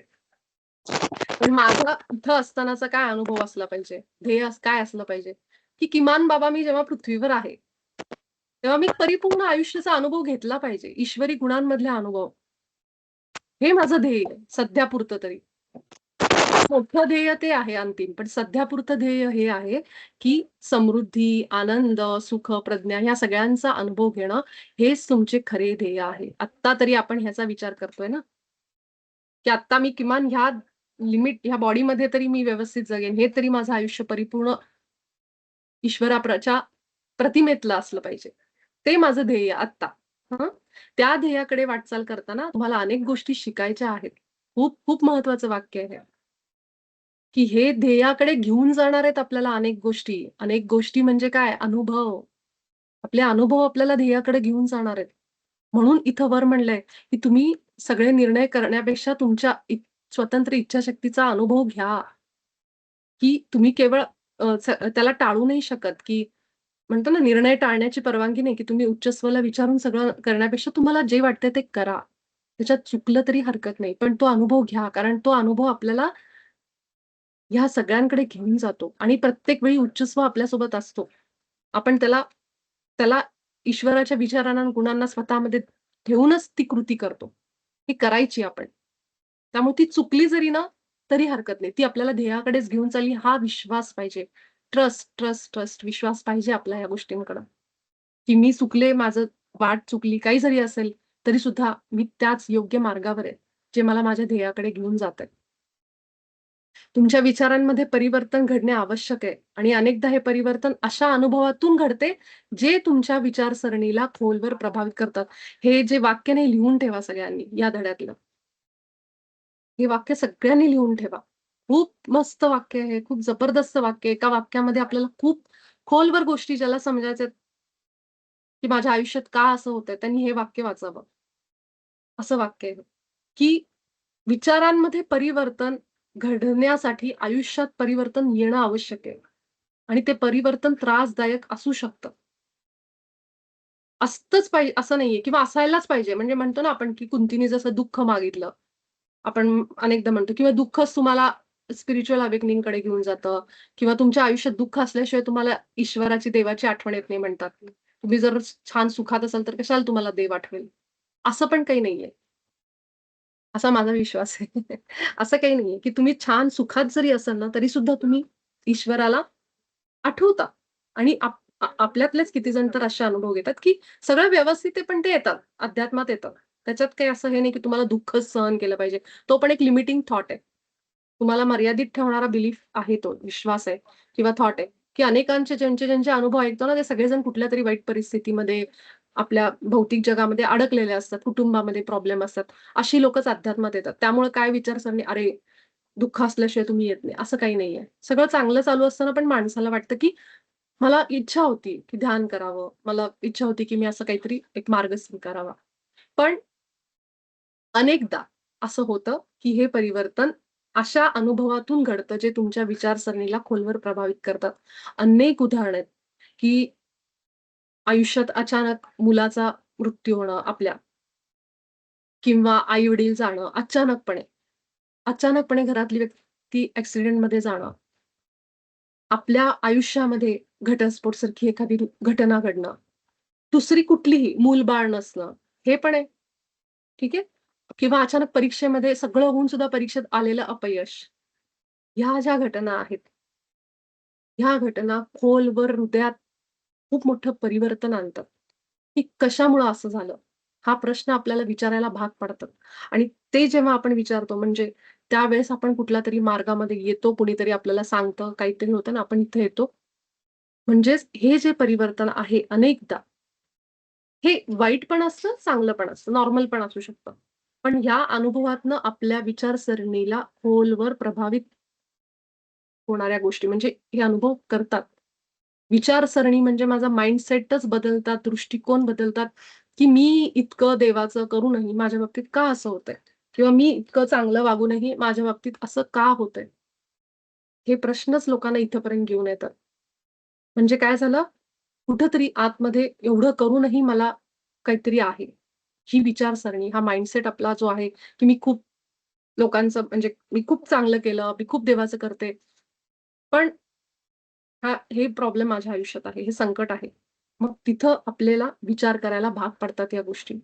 म्हणून असं म्हणलंय, की हे परिवर्तन आहे. तुमच्या आयुष्यातला चेंज आहे खूप मोठा विचारसरणीतला. जिथं मला समजायला लागतं, की असं काहीतरी आहे माझ्या आतमध्ये, जे मला ओळखायला पाहिजे आणि जे मला बदलायला पाहिजे. काहीतरी विचार आहेत, काहीतरी गोष्टी आहेत, ज्यावर मी ओळखू शकले नाही, समजू शकले नाही. त्याच्यातून मग पुढे-पुढे प्रोसेस ही प्रक्रिया सुरू होती आणि जी आपल्याला इथे घेऊन येते. म्हणून असं म्हणलेलं आहे. ठीक आहे, तर हे वाक्य नक्की सगळेजण लक्षात ठेवा. शेवटचा पॅराग्राफ आहे साक्षीताई, मी वाचते एवढा असा अंतर्मुख करणारे अनुभव अत्यंत मौल्यवान असतात. ते तुमच्या सर्वोच्च हितासाठी आणि आत्मविकासासाठीच घडत असतात. हे हा वाचला वाटतं तुम्ही मला वाटतंय. जरी त्या क्षणांचा तात्कालिक अनुभव वेदनादायक आणि अस्वस्थ करणारा वाटला, तरी कधी-कधी तुम्हाला अभ्यासक्रम आणि उच्च आत्म्याचे मार्गदर्शन चुकीचे वाटू शकते. हां, हे आहे साक्षी त्यांनी वाचलेलं आहे. तर आपल्याला हेच अनुभव आपल्यासाठी मौल्यवान असतात. हेच अनुभव आपल्याला घडवतात. म्हणून म्हटलं ना, की निर्णय चुकू दे, पण तो अनुभव तुम्हाला कुठेतरी घेऊन जाईल. तुम्ही पडल्यावर, धडपडल्यावरच लक्षात येतं, की ह्या गोष्टींपासून मला नेक्स्ट टाईम सावध राहायचंय आणि मी ही परत चूक करणार नाही. आपण म्हणतो असं अनेकदा. म्हणजे काय झालं, पुढं एखादी मोठी चूक घडण्यापेक्षा, एक मोठं काहीतरी संकट आपल्यावर उद्भवण्यापेक्षा, छोट्याशा संकटामध्ये आपल्याला धडा मिळाला, की हे मला परत करायचं नाही. आणि तुम्हाला आठवत असेल एक धडा आहे. त्या धड्यामध्ये मला नेमका तो धड्याचा नंबर नाही आठवत आहे. पण तिथं बाबाजींनी लिहिलंय, की तुम्ही जोपर्यंत तो अनुभव घेत नाहीत ना त्या सायकलमधून, त्या धड्यामधून, ते पुन्हा-पुन्हा अनेक लोकांच्या आणि प्रसंगाच्या रूपाने तुमच्या समोर येणार. त्यामुळे शहाणे व्हा त्यावेळेसच. असं ते वाक्य म्हणजे त्या अर्थाने ते वाक्य, की एखादा प्रसंग आला त्याच्यातनं शिका, की ह्या व्यक्तीबरोबर मी असं वागले, पुन्हा ती व्यक्ती माझ्यासमोर का आली? म्हणजे काहीतरी बाकी की काहीतरी मला शिकलं पाहिजे. एकतर मला नाही म्हणता आलं पाहिजे, असं पण होतं. आपण अति दुसऱ्यासाठी करायला जातो, तिथं पण अडतं आपलं, की तुम्हाला उच्च स्वर सांगत असतो, की कुठेतरी लिमिट ठेव. एक बाउंडरी ठेव, सीमा ठेव. स्वतःच्या मनात नसताना पुन्हा-पुन्हा त्या गोष्टी करायला जाऊ नको. नाही म्हणणं पण शिकता आलं पाहिजे आपल्याला, की नाही मी करू शकत नाही, आय एम सॉरी ह्या गोष्टीसाठी. कारण मला हे नाही पटत आहे किंवा असं पण. ह्या गोष्टींसाठी म्हणजे बघा, की आपल्या आयुष्यात कुठल्या गोष्टी पुन्हा-पुन्हा वारंवार घडतायत. आपण स्वतःला कुठेतरी कमी समजतोय का? आत्मसन्मान नाहीये का माझा? मी स्वतःला कुठेतरी कमी समजून दुसऱ्याला श्रेष्ठत्व देतीये का जिथं गरज नाहीये? ह्या पण गोष्टी खूप शिकवल्या जातात आपल्याला आणि ते लूप फिरतात. जर जोपर्यंत तुम्ही ते करत नाहीत तोपर्यंत. तर तिथं बाबाजींनी म्हणलेलं आहे, की जोपर्यंत तुम्ही ते धडा शिकत नाही, तोपर्यंत त्या व्यक्ती पुन्हा-पुन्हा तुमच्या समोर येणार. कारण आपल्याच आतमध्ये ते राहिलेलं आहे ना, मग आपल्याच विचारांनी ते पुन्हा आपण बोलवतो. म्हणून लक्षात ठेवा, की माझ्या आयुष्यात जर ही व्यक्ती, ही घटना वारंवार घडत असेल, तर मला याच्यातनं काय शिकायचंय आणि काय समजून घ्यायचंय? ते तुम्ही समजून घेतलं, की त्या घटना थांबतील, ती लोकं पण थांबतील. तिथंच हे पण तुम्हाला जाणवेल. हा लूप लक्षात ठेवा फक्त. सायकल लक्षात ठेवा. म्हणून असं म्हणले, की हे अंतर्मुख करणारे अनुभव आहेत, जे अतिशय मौल्यवान असतात. ह्याच्यातनं आपण घडतो. आपल्याला हेच शिकवतात. ते तुमच्या सर्वोच्च हिताचे आणि आत्मविकासासाठी घडत असतात. हां, जरी त्यांचा तात्कालीन अनुभव वेदनादायक आणि अस्वस्थ करणारा वाटला. आत्ता मला तो खूप त्रास देतोय अनुभव. काही लोकांची मला सेवा करावी लागते, काही लोकांसाठी मला धडपड करावी लागते, पळापळ करावी लागते. त्याचा मला त्रास होतोय खरं तर. पण त्यातनं काहीतरी आहे गोष्ट, जी मला घ्यायची काहीतरी धडा आहे. निस्वार्थी सेवा, निस्वार्थी प्रेम करणं हा माझा धडा आहे. त्या माणसांकडनं मला प्रेम नाही मिळत आहे. ती माणसं शिव्याच घालतायत मला. पण मला ते करावं लागतंय. याचा अर्थ माझा धडा असा आहे, की निस्वार्थी सेवा कर, निस्वार्थी प्रेम कर, ठेव मनामध्ये. हे पण असू शकतं आणि जोपर्यंत मला ते खरोखर फील होत नाही ना त्या माणसांबद्दल, तोपर्यंत कदाचित ते लूप फिरत राहील. हे आपल्याला शिकवण असू शकते त्यातली. तरी सुद्धा कधी-कधी तुम्हाला हा अभ्यासक्रम बरं का, अभ्यासक्रम किंवा उच्च आत्म्याने दिलेलं मार्गदर्शन चुकीचं वाटू शकतं. की जेव्हा मला अस्वस्थ वाटलं, त्रास झाला, त्यावेळेस मला उच्चस्वनी सांगितलं या ठिकाणी जा, तिथे गेलं आणि मला खूप वाईट अनुभव आला. त्यावेळी मला असं वाटेल चुकीचंच आहे. युनिफाईडमध्ये चुकीचंच सांगितलंय किंवा उच्चस्व माझं चुकीचं सांगतोय. असं त्या क्षणाला वाटू शकतं तात्पुरतं. पण दोष देण्याऐवजी शांतपणे उच्च आत्म्याकडे वळा. म्हणजेच काय? उच्च आत्म्याला निवडा, थँक यू म्हणा, त्याला आभार माना त्याचे त्यावेळेस. त्याचे दोष हे करण्यापेक्षा, दोष देण्यापेक्षा. या अनुभवामागील हेतू जाणून घ्या आणि त्यातून मिळणारा अनुभव एक धडा समजून स्वीकारा. म्हणजे आता की प्रत्येक अशा अनुभवातनं एक काहीतरी लेसन आपल्याला आहे. तो चांगला अनुभव असेल किंवा वाईट असेल. लक्षात ठेवायचं कुठलाही अनुभव वेस्ट ऑफ टाईम नाहीये. प्रत्येक अनुभव आपल्याला काही ना काहीतरी शिकवणारा असतो. छोटा असेल, मोठा असेल. एक आपण झाड बघतो, झाडावरून काहीतरी पक्षी इकडे-तिकडे चालले, तो अनुभव सुद्धा अनुभव आहे. त्याच्यातून पण आपल्याला काय वाटतंय, काय फील होतंय आपल्याला, असं पण असू शकतं, काहीतरी शिकवण दिली जात असेल, असं पण असू शकतं त्यातनं. किंवा तो एक सहज एक आनंद देणारा अनुभव, प्रेमाचा अनुभव, प्रेम फील होतंय मला त्याच्यामध्ये, छान वाटतंय बघायला. अशा वेळी जर असे अनुभव आले, की जिथं दुःख आहे, तो एक धडा समजून घ्या आणि त्याला तात्पुरतं, त्या क्षणापुरतं दोष न देता त्याचे आभार माना, की थँक यू. म्हणजे असं म्हणतात ना, की आभाराची ऊर्जा ही सर्वोच्च ऊर्जा आहे. सर्वोच्च फ्रिक्वेन्सी आपण म्हणतो प्रेम, आभार, अं, आनंद लोकांमध्ये झालेला त्यांच्या प्रगतीला बघून आपण. तर ह्या सगळ्या हायेस्ट फ्रिक्वेन्सीज आहेत, उच्च व्हायब्रेशन आहेत. तर जेव्हा आपण काही रडत जरी असू ना, तेव्हा आपण थँक यू म्हणलं ना, तरी सुद्धा मी स्वीकारलं म्हणजे ह्या घटनेला मी स्वीकारलं. मला जे सन्मान, मला जे प्रेम मिळत नाही त्याला सुद्धा मी स्वीकारलं. I accept this. मी स्वीकार करते आणि मी तरी सुद्धा थँकफुल की मी जिवंत आहे. या शरीरात आहे याच्यासाठी मी थँक यू म्हणते. यासाठी मी आभारी आहे. भलेही माझ्याकडे 4 गोष्टी नाहीयेत, पण माझ्याकडे एक अशी गोष्ट आहे की शरीर आहे, कान, नाक, डोळे सगळं शाबूत आहे आणि माझं आयुष्य आहे. हे मी अनुभव घेते यासाठी मी आभारी आहे. तर असं काहीच कधीच असू शकत नाही की काहीच नाहीये तुमच्याकडे आभार मानायला. तर काही जरी नसेल, तर किमान आपण त्याला थँक यू म्हणू त्या धड्याला, त्या अनुभवाला आणि सोडून देऊ. वाईट अनुभव आला तरी सुद्धा. म्हणून असं म्हणलं, की तो अनुभव म्हणून स्वीकारा आणि जे चुकीचे विचार आहेत, त्यांचं प्रेमपूर्वक शुद्धीकरण करा. असं कुठलेही विचार असतील ना, त्याचं शुद्धीकरण करणं फार गरजेचं आहे. कारण विचार हे असे असू शकतात, की जे आपल्याला अनुभव देतात, निर्माण करतात. जर आपण कायम ईश्वराच्या विचारांमध्ये असू, की मला वाईट समोरच्या माणसाकडनं माझ्याबद्दल जेलसी आहे, द्वेष आहे, तिरस्कार आहे. मला दिसतंय ते, जाणवतंय. मग मी काही करू शकत नाही त्या माणसाला. त्या माणसाशी भांडू शकत नाही, त्याला हे नाही करू शकत आहे. अशा परिस्थितीमध्ये मी केवळ एकच विचार करू शकते, की मी ह्या माणसाला प्रेम पाठवते. माझ्या मनात ह्याच्याबद्दल प्रेमच आहे. आणि मी असं म्हणू शकते फार तर फार, की तो माणूस माझ्यावर प्रेम करतो. आमचं प्रेमाचं नातं आहे. हे विचार मी ठेवू शकते. कारण हे विचार काय होणार आहेत, जेव्हा मी असं म्हणेन, तेव्हा तेच विचार ही परिस्थिती बदलतील. त्यामुळे आपण केवळ आपल्या विचारांवर काम करू शकतो. मी म्हणू शकते, की त्या माणसाचं आणि माझं प्रेमाचं नातं आहे. आम्ही खूप प्रेमाने, आनंदाने एकमेकांसोबत आहोत. आम्ही खूप प्रेमाचा आनंद घेतोय. हे माझे विचार आहेत. मी त्या माणसाचे विचार नाही बदलू शकत. मी मी ते सगळेजण मला सन्मान देतात, मी त्यांना सन्मान देते. मी त्यांना प्रेम देते. हे वाक्य माझी आहेत. माझ्यातून बाहेर येतात. त्यामुळे अशा प्रकारे आपणच स्वतःच्या विचारांवर काम करू शकता. मलाच म्हणलं, की शुद्धीकरण करा त्याचं. ओके. तर आपण सगळेजण इथेच थांबू. आणि बाकीचा उर्वरित धडा जो आहे तो आपण उद्या घेऊ. आत्ता जेवढं झालेलं आहे पाठ, तो मी उद्या सकाळी शेअर करते किंवा आत्ताच रात्रीच करून ठेवते ग्रुपवर. म्हणजे उद्या उठल्या-उठल्या तुम्ही सगळेजण जेवढा पाठ झालेला आहे तेवढा वाचू शकता. पुढेही वाचायची असेल इच्छा तर जरूर वाचा. तर ठीक आहे. मला असं वाटतं टेक्निकल इश्यू येतोय काहीतरी म्हणून मीटिंगमधून बाहेर पडतायत आपोआपच. तर पुन्हा एकदा जॉइन करून बघा असं झालं तर. कधी-कधी नेटवर्कमुळं असं होतं. ओके. सगळ्यांना शुभरात्री. खूप आभार सगळ्यांचे. खूप प्रेम आणि प्रकाश सगळ्यांना. आपण सगळेजण भेटू उद्याच्या सत्रामध्ये. आपली आभा स्वच्छ करत राहा. प्रेम प्रकाश पाठवत राहा. ईश्वराला, सृष्टीला, आपल्या उच्च स्वला थँक यू म्हणत राहा. आभार मानत राहा.